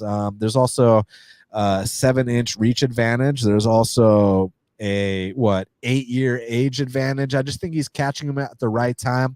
And these last few fights by Munhoz have been a little bit more uninspired. The Jose Aldo fight, I would have never, a couple years back, there would have never been a time when Pedro Munhoz is asking someone for a selfie and an autograph in the center of the octagon, man. Like, Pedro Munhoz used to not give a fuck about anybody. And for him to, be starstruck in a fight, I get it. Aldo's the legend. Aldo's one of the GOATs. I understand Pedro probably had a poster of Aldo on his wall, but still, Pedro was never the guy to be starstruck in there and give anyone too much respect. And back to the calf kick talk, because I gave examples of the guillotines against Russell Doan, against Rob Font. Let me give a good example of the calf kicks of Pedro. So everybody always wonders, like, why did Cody Garbrandt go full kamikaze on Pedro Munhoz? Like, why did Cody Garbrandt say fuck it and go on that suicide mission? Like, you guys remember that fight? He just said fuck it and just charged him recklessly. Well, the reason why is because those calf kicks were getting to the point where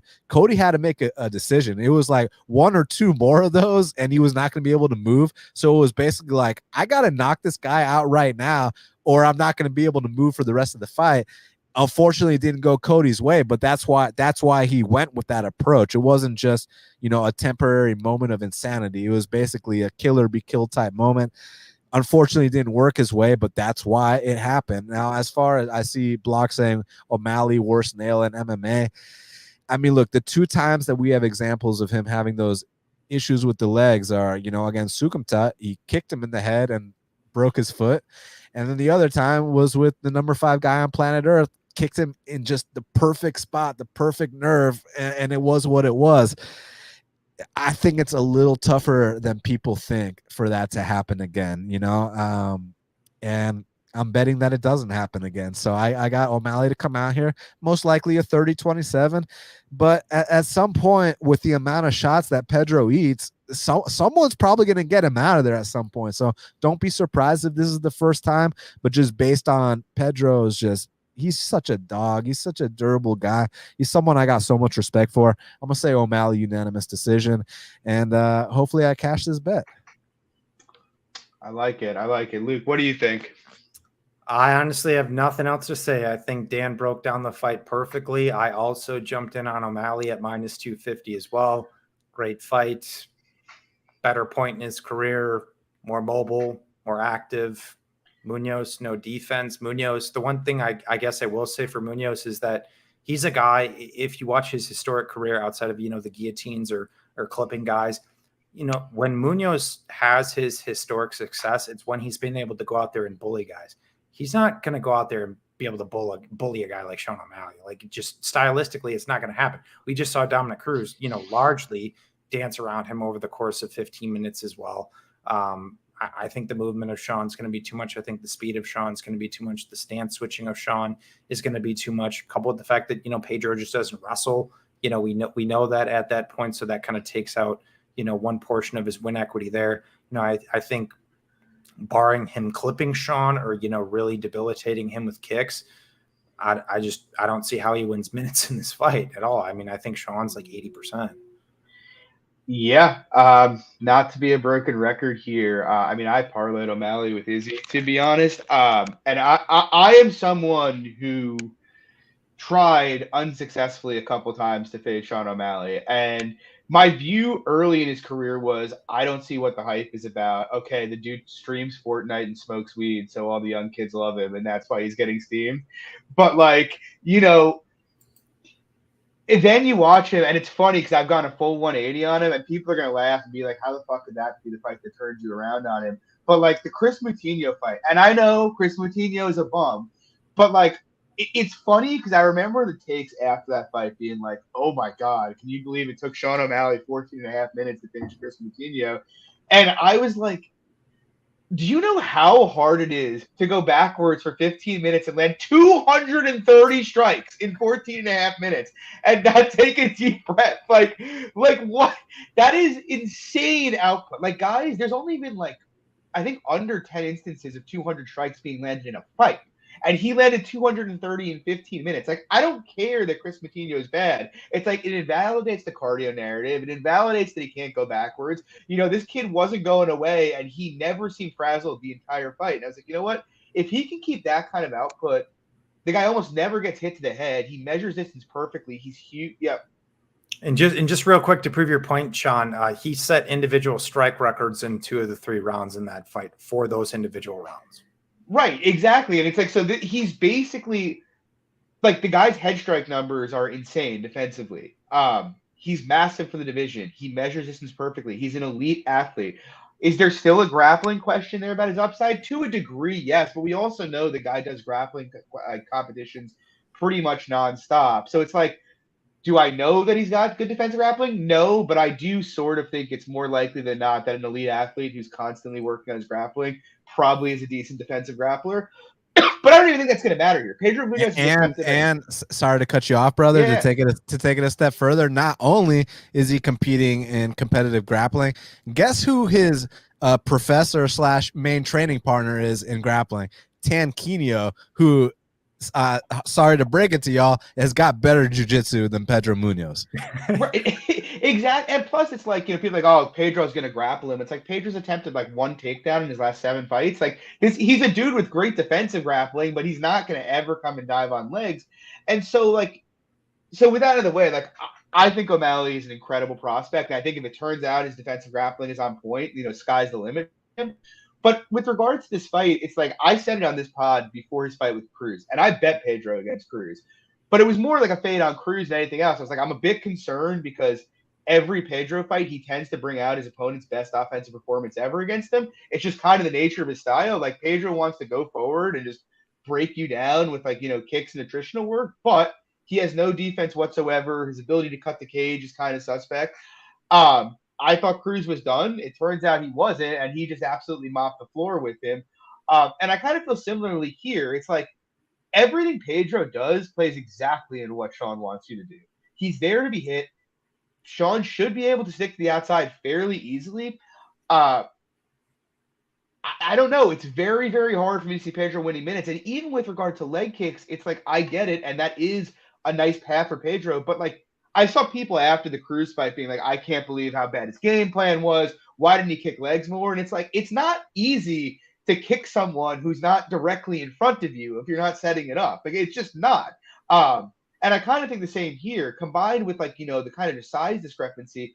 I just think it's going to be very, very difficult for Pedro to get effective offense here, pretty much all fight.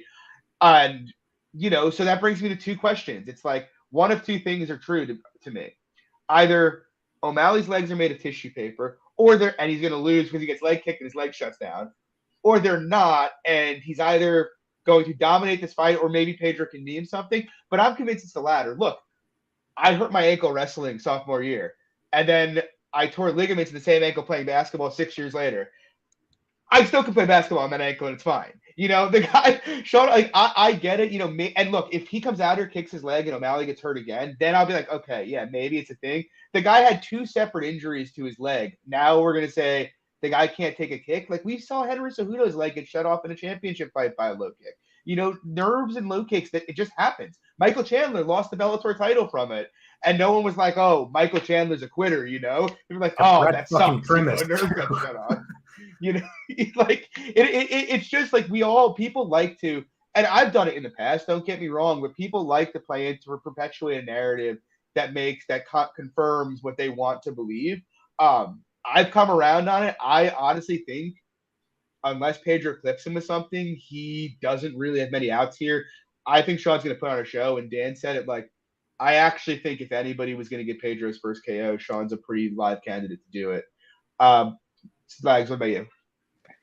Yeah, so a big point you brought up at the end there was that it seems that like everybody who faces Munhoz has like their best offensive performance. Like rewatch the Aldo fight, Aldo beat the piss out of Pedro Munhoz, honestly. And I thought that the Pedro Munhoz versus Cruz fight, I thought that was going to be a good fight for him. And it just kind of seemed like you touched on again, he can't really get that effective offense if a guy's not standing right in front of him.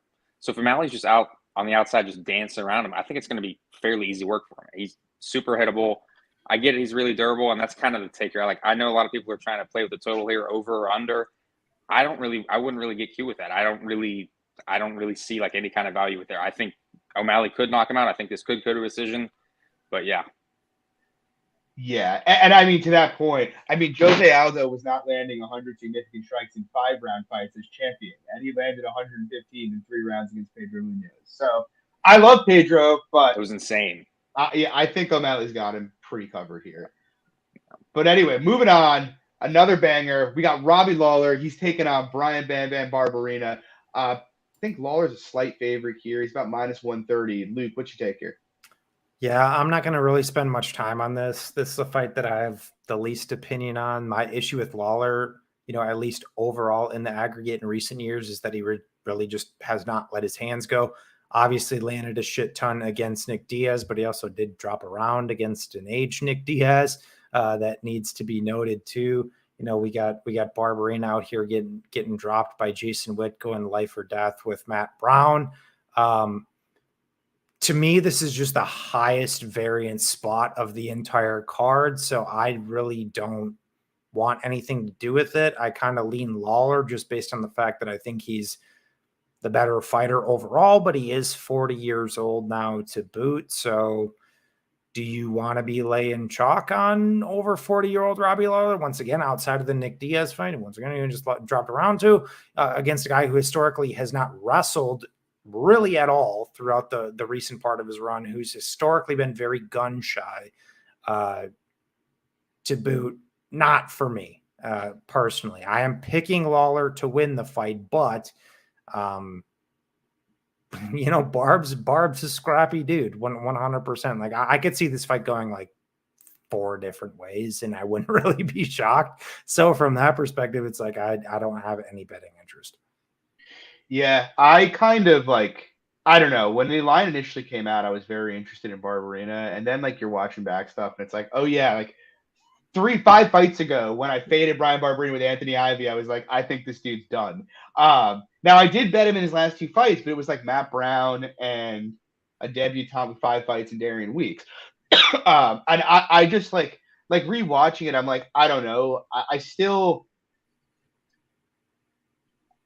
I'm not sure that Barbarena has shown me that he's not done, to be honest. But on the other side, it's like you have Robbie, and I think the market might be overvaluing this fight with Nick Diaz and forgetting Nick Diaz hadn't fought in 6 years and was out partying, doing God knows what. And literally the week before the fight had to request the weight class to be changed because he couldn't make the weight. Like the dude came out there. I know he threw a lot of strikes, but he had nothing of substance behind any of them.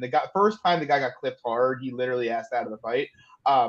Look, Rob looked great in that fight. I can't take anything away from it. Like, no question. He did what he was supposed to do. But at the same time, I'm not going to really put much stock in beating up a corpse either, you know? So, you know, we have that dynamic here. And it's like, sure, 5 years ago, Robbie Lawler at minus 120 against Brian Barbarena would be an easy bet. But we're not there. And it's just kind of like pick your poison here. Like I could see this fight going any number of ways. The truth of the matter is I think I'm kind of skewing to the Lawler side just because, look, one of these guys has an established track record of beating top level guys, and one of these guys has an established track record of coming up short against top level guys. Obviously, Lawler's 40, Barbarena's 33. I think it's possible, you know, Lawler with a year off at 40 could just have nothing left and, you know, just get beaten up here. But it's equally possible that it just turns out he's the much better boxer and just pieces up Barbarena for 15 minutes or puts him away. And that's kind of the things. It's like a bet on Barbarena is really a bet against Lawler. And it's like, I'm not sure I've seen enough from Barbarena and enough decline from Lawler to be ready to put my money behind Brian Barbarena in a spot like this. Especially it's like you look at, I do think Lawler's looked pretty bad recently, but it's like, getting pieced up by Colby Covington and Rafael dos Anjos, like, and then getting pieced up by Brian Barbarena. These things are not the same. So it's a pass for me. I think there's a lot of variables in this fight that are kind of all over the place. So I'm just staying away. Lags, what do you think? Yeah, more so less think the line's about right. Like Lawler pretty much everywhere proven better fighter. I think that Barb could like edge volume. Maybe like I that's kind of like where I think the win equity is for Barb. Like maybe a close decision based on volume. That's kind of it. I don't think he has a ton of stinging power. I get Lawler's, you know, done. I don't think he's getting knocked up by Barbarena. And Barbarena doesn't have much power at all. Yeah, I lean some more on the Lawler side. But again, like you touched on, it's 2022 Robbie Lawler. You don't want to really be laying juice here. Dan, what do you think? It's tough, man, because like y'all said, a few years back, I mean, Robbie Lawler's winning this fight all day, but this is not a few years back. And we talk about how, you know, Robbie Lawler hasn't been the same since the Carlos Condit fight, the Rory fight, this and that. And listen, it's easy to write off, you know, looking bad against Colby. Okay, we won't hold that against him. But, like, what about the Neil Magny fight? Gassing out, like, 1 minute into that fight, just looking horrendous. Like, that was just – he's 40 years old, man. Like, it happens to all our favorite fighters. And with Barb, I know he's 33, but he's not a young 33. You know, that war he had with Luque, I feel like he hasn't quite looked the same since that fight either. But to his credit, because Lags was saying he's not really known for his power too much. I mean, he did drop Luque. Now, I know Luque gets hit a lot, but Luque is a durable guy. Not too many guys can floor Luque. So got to give him credit Leon for too. that. What's that? He dropped Leon too. Oh, he did drop Leon. Good Yeah. memory. That was actually really nice when he did that. But then at the same time, a clear sign of a decline is when a guy like Barb can't go out there and beat Jason Witt. And to take it and to take it a step further, like, okay, it'd be one thing if you got wrestled for 3 rounds by Jason Witt, but like, if I would have told you right now, let's say that fight never happened, and I told you one of those guys got dropped, like, you guys would be like, oh, of course, Witt's going to be the guy that got dropped. Witt's the guy with no chin. Witt was out there dropping Barb. Like, I'm like, oh, my God, like, that was a bad sign. But you saw Barb against there with another legend his last fight, and Matt Brown, you know, another kind of – he doesn't have the same style as Robbie, but, like, at least he's more of, like, a violence guy like Robbie. And Brian was able to bring that volume. And – you know, if you actually go back to like the Strike Force days, like some of the shit you're seeing Robbie do now, you saw him do back then. Like he had this fight with Babalu where he literally shadow boxed for 3 straight rounds. Like he was throwing out the air, just moving around, doing nothing. And he's like resorting to his old ways now. And it's just, he's 40, man. He's had a long career. We got to give him a break. So I think a fight like this is a dog or pass situation. The dog money's on Barb.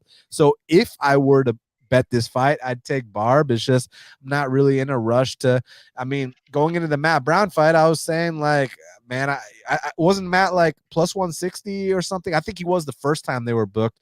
Then the next time the odds were a little bit closer. But like, you know, these are two guys I've been looking to fade, and now they're fighting each other. So just give me the dog here. Give me Barb.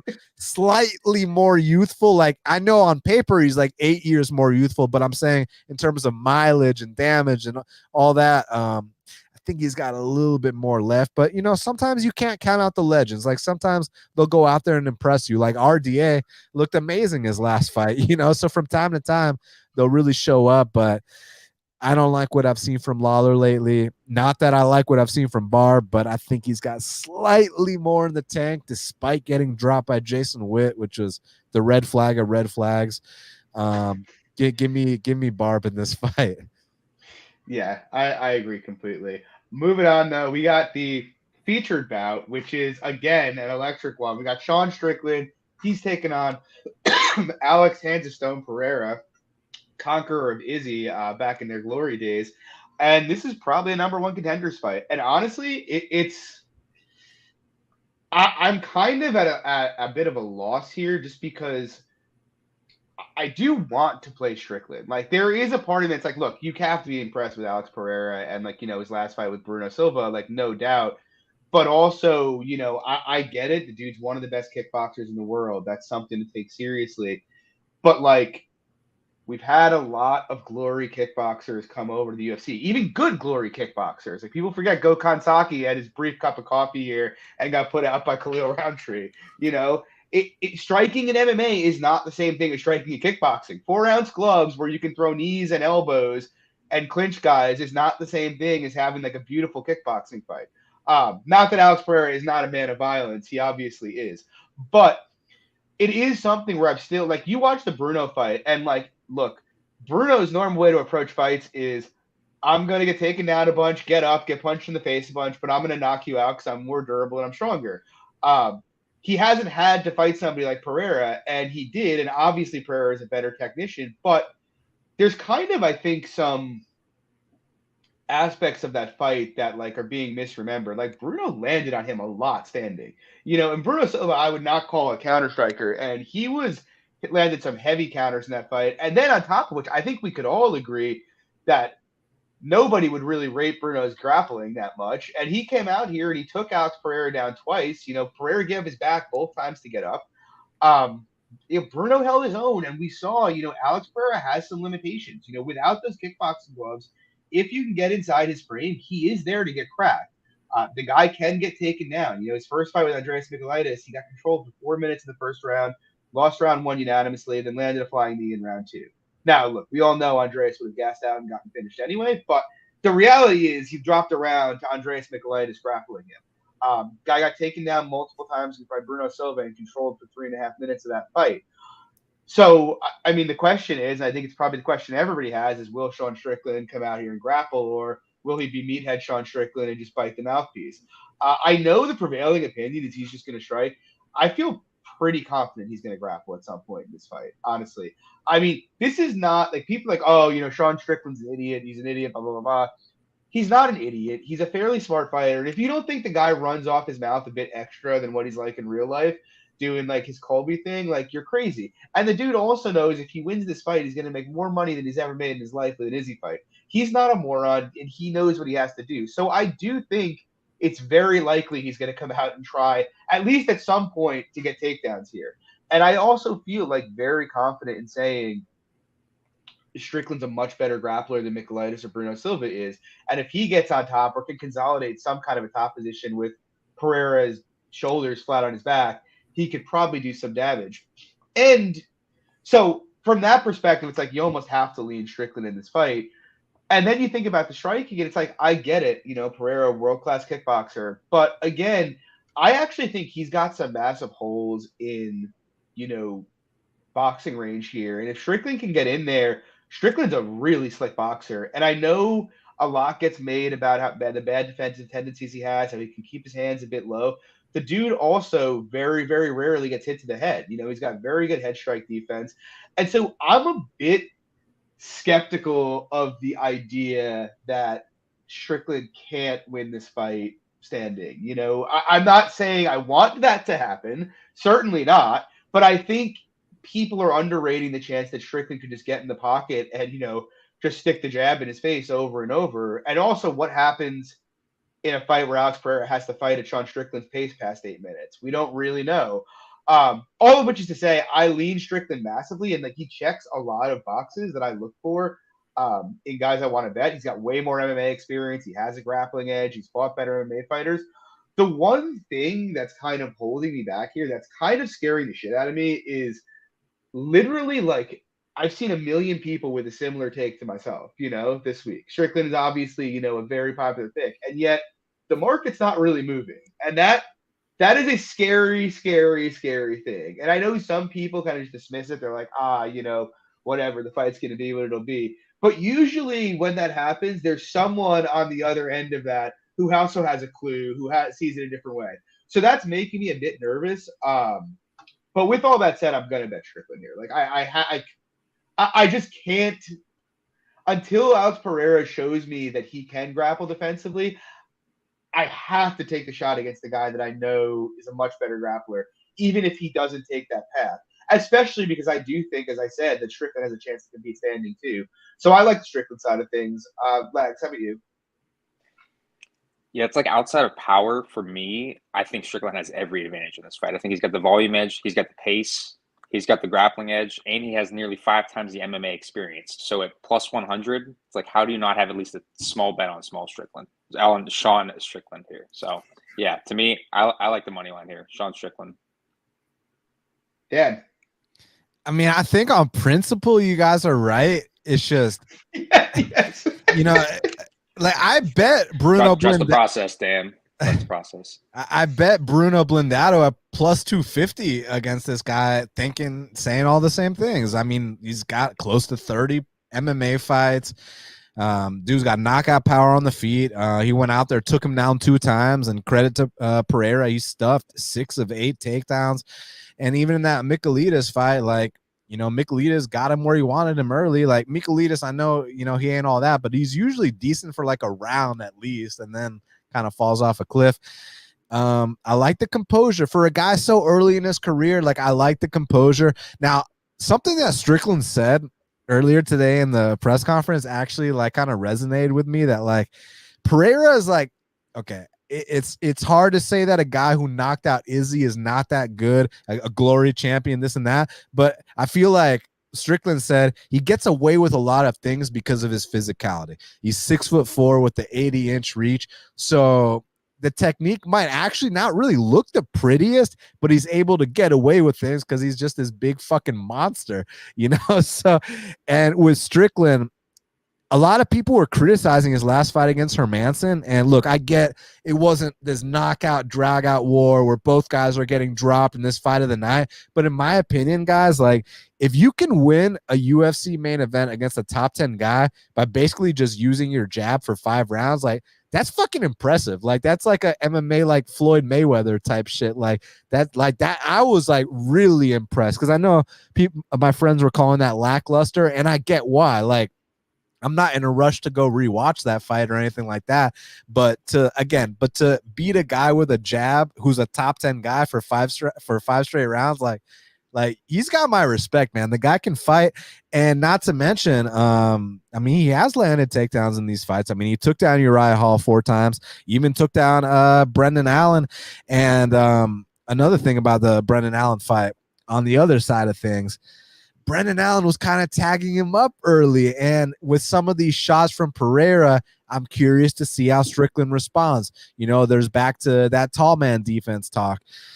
So it's a tough one for me. This is another one where I don't know, because when I talk about how I took Bruno Blindado, he was plus 250. Plus 250 and minus 110 are two completely different lines, So, but I think you guys have like solid reasoning to take Strickland. I mean, the MMA experience has to count for a lot. I mean, and he's far ahead in terms of the grappling type things, but at the same time, like, you don't need Pereira to come out here and be attacking submissions or anything like that. He doesn't need to be this, great submission artist. All he really needs is to either stuff the takedowns, minimize damage on the ground, and be able to get back up and go to his game. So when he goes to his game, what's going to happen there? How many jabs are we expecting Strickland to land here?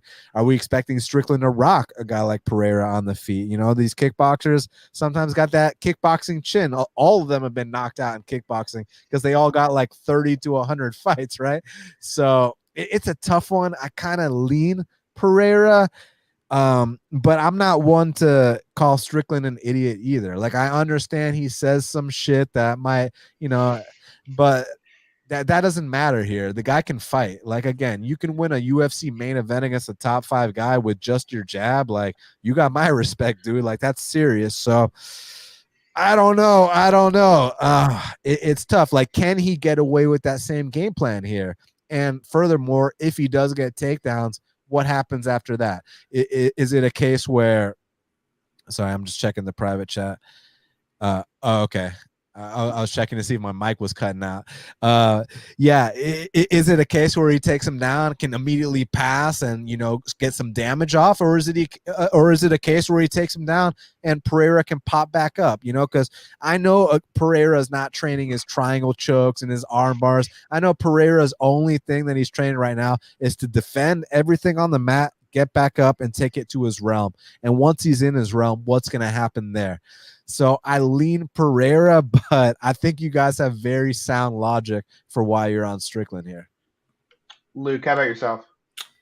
Yeah, I mean, you guys pretty much hashed everything out for me.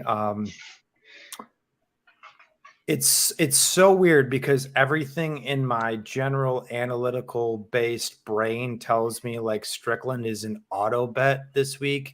It's a pick 'em price tag. He has more tools to win the fight. Why the fuck aren't you betting him? It's like, it's just kind of true, but at the same time, I still haven't done it yet. And one of the things in Strickland's been a cash cow for me over the year. I've continued to bet Sean Strickland. I think he's been, I wouldn't want to say underrated because obviously his betting lines wouldn't necessarily indicate that, but I still think from a sentiment standpoint, he's so much better than a lot of people have given him credit for over the years. I rate the guy's cardio, I rate his boxing, I rate his pace.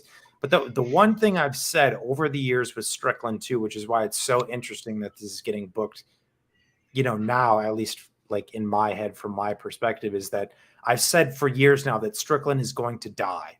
Somebody is going to fucking kill this guy because he has these really poor tendencies at times when he's throwing these jabbing based combinations that he gets really out in front of his feet. Like, he gets kind of sloppy and kind of like, I understand the fact that the guy defends distance or defense strikes at 66%. He rolls with shots well. I rate the boxing of Sean Strickland. I really, really do. But I think part of that also is a lot of the guys he's fought haven't had the ability to really make him pay for that. And like I said, there's just points if you watch Sean Strickland, he gets lazy. And if he gets too out in front of his feet against a guy like Pereira is going to knock him out. Like, I'm sorry, but I feel pretty confident in saying that in those particular small microcosm exchanges because the dude's hooks are just nasty. It's just, once again, from a betting perspective, though, in the line, who has more paths, who has more tools, because I also don't think that this narrative that Sean can't go out there and win a striking match against this guy. Like, I think that's bullshit. I think Sean could go out there and win a 15-minute striking affair against him. I really do. But it's just one of these also weird spots for me where sometimes the potentially better athlete, the guy who hits harder, who can capitalize on small mistakes, where it just doesn't matter. I mean, so from a general perspective, I have to pick Strickland by decision just because I think there's more viable paths for that. and maybe I kick myself. And, Sean goes out there 30-27s. The dude maybe even goes out there and submits him. And this is going to look like one of the worst passes of the century in my entire betting career, because it's very antithetical to everything or like the principles that I bet based on, in the past. But I just got a bad feeling about this fight, dude. I really just do. So I feel the same way. And let's be honest, there's a reason the UFC is giving them Sean Strickland and not Derek Brunson. That's just the reality. But anyway, moving on. We got the fireworks here. We got Alexander Volkanovski, Max Holloway, the trilogy fight. We all know how the first two fights went. Lags, what's your take on this one? So I think a lot of people might be confused with the first two fights, because I saw a lot of people saying that Holloway has some credence to winning that first fight, and I don't know what kind of fight you were watching. I thought Volk soundly won the first fight. I thought Volk closely won the second fight, and that's kind of where I'm at in this fight. Like, I think Max's greatest chance was what we saw in that second fight, and it's just like he dropped him at the end of the first round, dropped him at the end of the second round, and otherwise close competitive rounds, and I kind of think it's what we get here. It's a close but clear fight. And I just like Volkanovski down the stretch. So to me, I think Volkanovski round 4-5 decision. They have that -110 on FanDuel. I like that, and I like the fight goes the distance -196. Got a unit and a half on that as well. I think we just see another close but clear win for Volkanovski down the stretch. Dan, how about yourself? So I actually bet Volk on the first two fights. The first one was +160. Next one, I think I laid but somewhere between -180 and -215, and I actually went big on it, thinking, because like with a lot of these fights, the outcome's never the same. The first fight to the second fight. Like you look at Wiley versus Joanna. That's the first example that comes to mind. First time 5-round war, second time destruction. Cowboy Cerrone versus Pettis. The first time destruction, second time war. So many examples. I can go on. Machida, Shogun, et cetera, et cetera, et cetera. So no two fights are alike. So I was thinking actually like maybe this time will be the time Volk catches him and becomes the first man in history to knock out the great Max Holloway. And no, Max Holloway came in there with some adjustments. So on one hand, there's been, there's 6 different judges, right? Because there's been 2 fights, and 5 of the 6 judges have concluded that it's been 3-2. So if we conclude that this upcoming fight is going to be 3-2, well, then there's value on Max. However, there's still that chance that this fight does not play out as that close chess match like these other two.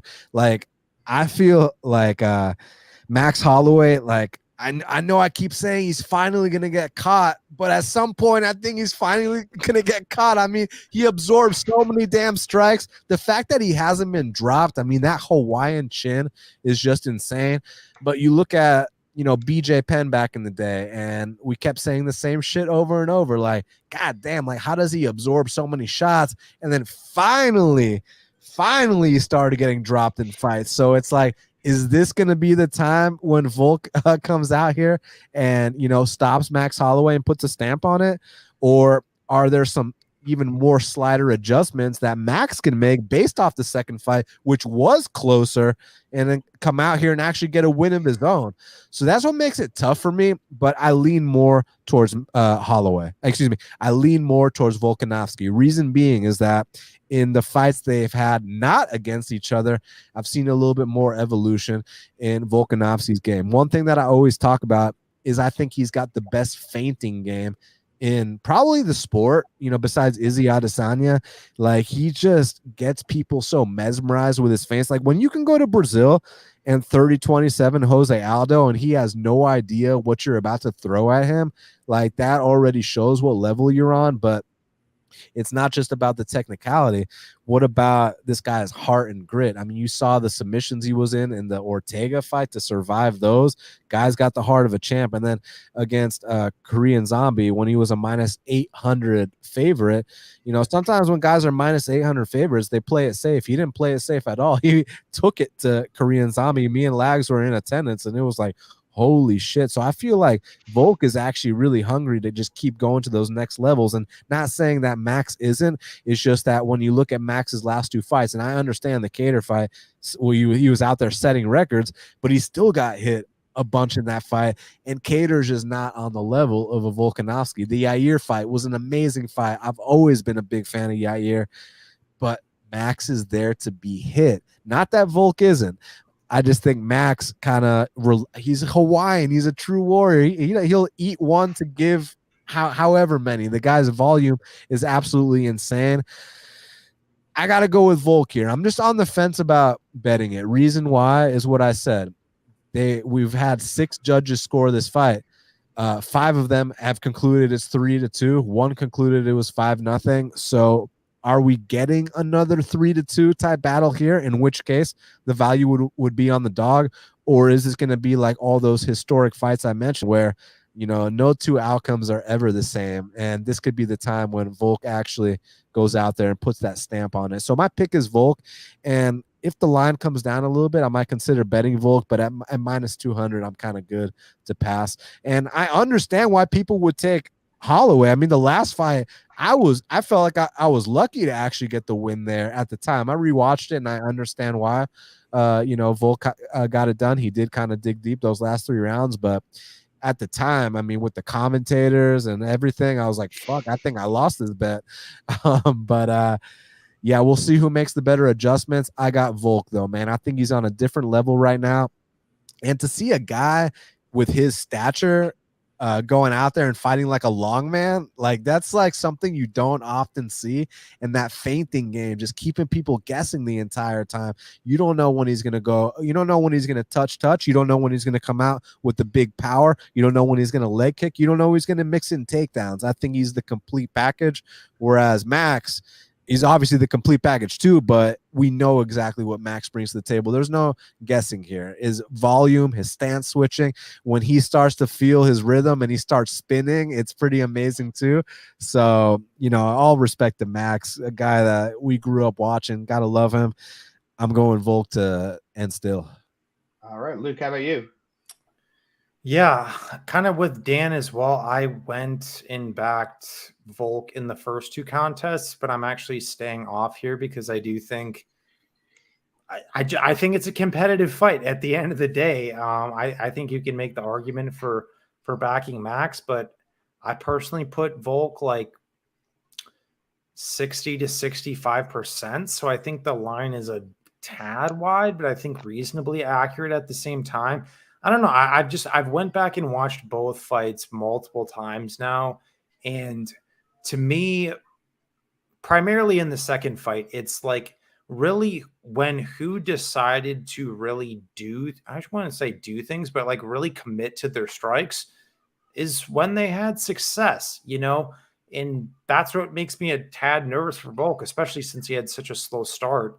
In the second, I think, if he comes out, not necessarily a bat out of hell, but, more methodical, calculated based pressure, which we saw, in the first fight, I think he's probably decent. He also has the obviously offensive wrestling upside. I know he wasn't able to control Max, but even in that second fight in the later rounds, it was takedowns there in very competitive striking rounds that most likely was the reason as to what swayed judges his way. Probably. I can't speak to that definitively. That's just my opinion.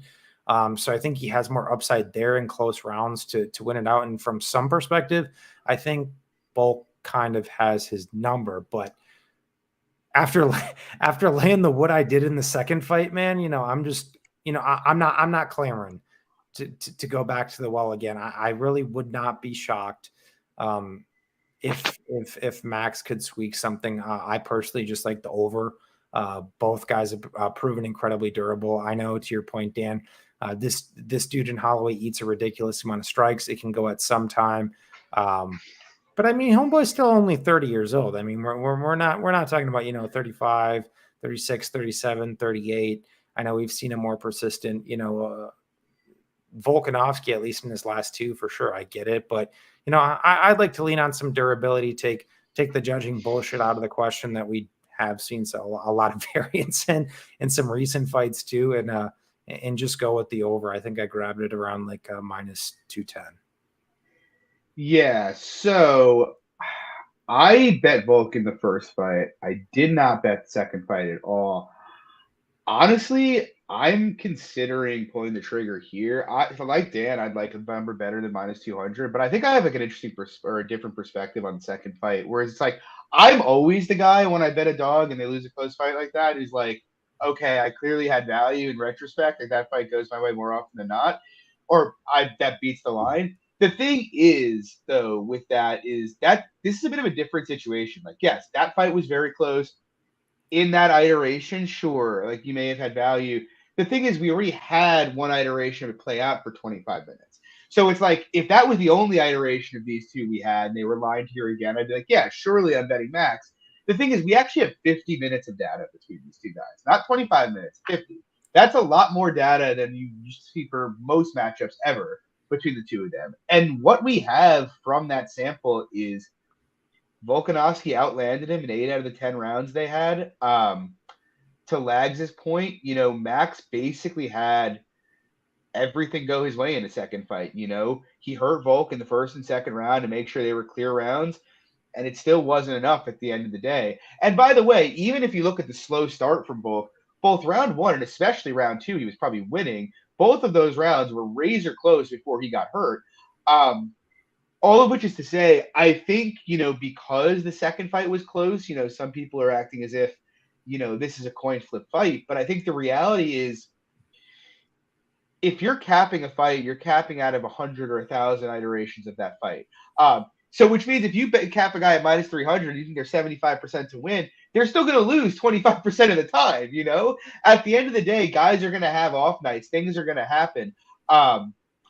That happened. Volk looked way worse in the first fight personally. He didn't throw the outside calf kick at all, which was a huge weapon in the first fight, and he still won that fight.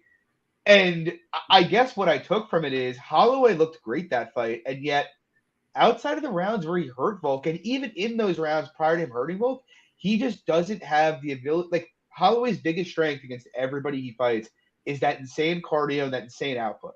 He can usually just string his stuff together against guys and just get way out ahead on the numbers and on minutes and just pour it on.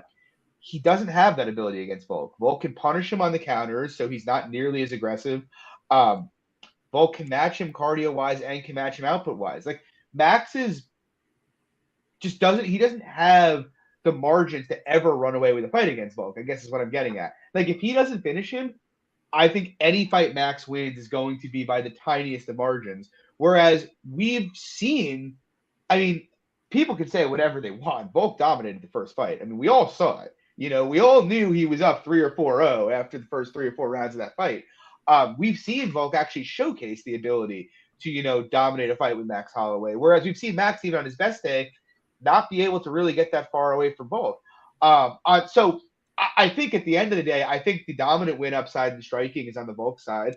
And I think, Max could definitely win this fight. Certainly. He can certainly keep pace, win a close decision. But I think that's what he's looking at. Only one of these guys is grappling upside. Volk landed 3 takedowns in the last fight and obviously played a big role in winning rounds 4 and 5 of that fight. And so, that obviously goes dramatically in Volk's favor. And then even on the power side of things, I actually think you look at his last 2 fights, and don't get me wrong, I know Brian Ortega and Korean Zombie are gigantic steps down from Max Holloway. Don't get me wrong. But what I have noticed is that Volk's been sitting down on his shots a lot more the last couple fights. He's landing harder power shots. They're having a lot more impact. Do I think he's going to KO Max? No, I don't. But I do think Volk's chances of a KO have probably been a bit underrated. So, I can't even give Max an edge in finishing ability there. And so if that's the case, I know many versions of this fight may play out relatively close, but I favor Volk pretty definitively here. I kind of think -250-ish is about right. People think of -250, they think blowout. They don't think, oh, well, both guys are really good, but one's just a bit better. Kind of like say, Jose Aldo and Chad Mendez. Their second fight was epic, but I think the reality is after watching that, everybody's like, look, Jose Aldo's going to win that fight way more often than not, even though it was a close fight. That's kind of how I feel here. If this line comes back into that -185 range, I'm probably going to take the poke on Volk, to be honest. I think he's a decent play here. Moving on, though, we got the main event. We got Jared Cannonier. Him and his crystals are coming to try to take down the last style buzzer, Israel Adesanya. Adesanya pushed out to about -475 here. Dan, what are your thoughts on this fight? I mean, look, Cannonier's a guy you got to give a lot of respect to. I'm happy to see him get his title shot. I mean, we're talking about a dude that has knocked out guys at heavyweight, knocked out guys at light heavyweight. Now he's knocking out people at 85s. And the UFC always had high expectations for him. I mean, he's been in there with Glover Teixeira. He beat Iwan Kutalaba. This is at 205. Down at middleweight, he's been doing his thing. And I absolutely loved his post-fight speech against Brunson. That talking about how you come at me with the disrespect, you're gonna get the backhand. I like this guy. But listen, I just obviously think Izzy's on a different level right now. Anything can happen. A fight's a fight. I mean, you're dealing with the physicality of Cannonier. Comes from the MMA lab. His calf kicks are on point. He's got that one-hitter quitter. Just think he's a bit on the slower side, and also just think the variety from Izzy is too much. The stance switching, the feints, like we referred to with Volkanovski, that feinting game is just something else. So, yeah, I mean, I got to go Izzy here. Let's see. What are the odds right now? The odds are minus 435. I think if you got in, the minus 300 to, minus 400 range in a parlay or whatever, or if you played it straight, I don't think that's too big of a deal. But now, the minus 500s and whatever, I'm good on that. Just sit back and enjoy greatness. I thought that Izzy got criticized that last fight against Whitaker, but the first round, I thought he looked amazing, man. I thought that first round, he looked sensational. It's just after that, he kind of coasted.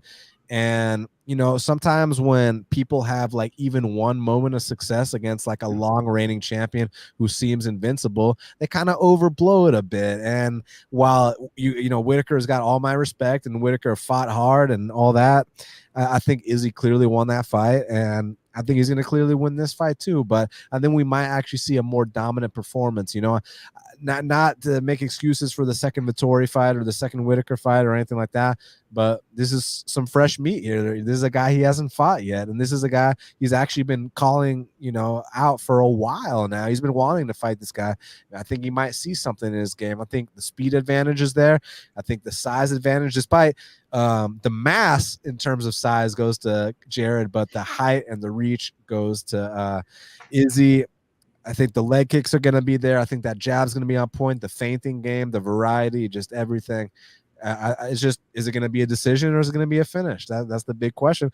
We have seen Jared been getting rocked in a couple of these fights, the Robert Whitaker fight, the Derek Brunson fight. But to his credit, in the Robert Whitaker fight, that was a 3-round fight. Lost the first 2 rounds. By third round, he started to come on strong. Who knows what would have happened had that been a 5-round fight? Maybe he could have taken over, maybe not.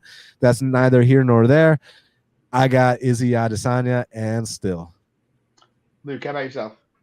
Yeah, I think Izzy fucks him up, to be honest. I mean, I don't think it's like a uber hot take. I just think there's levels.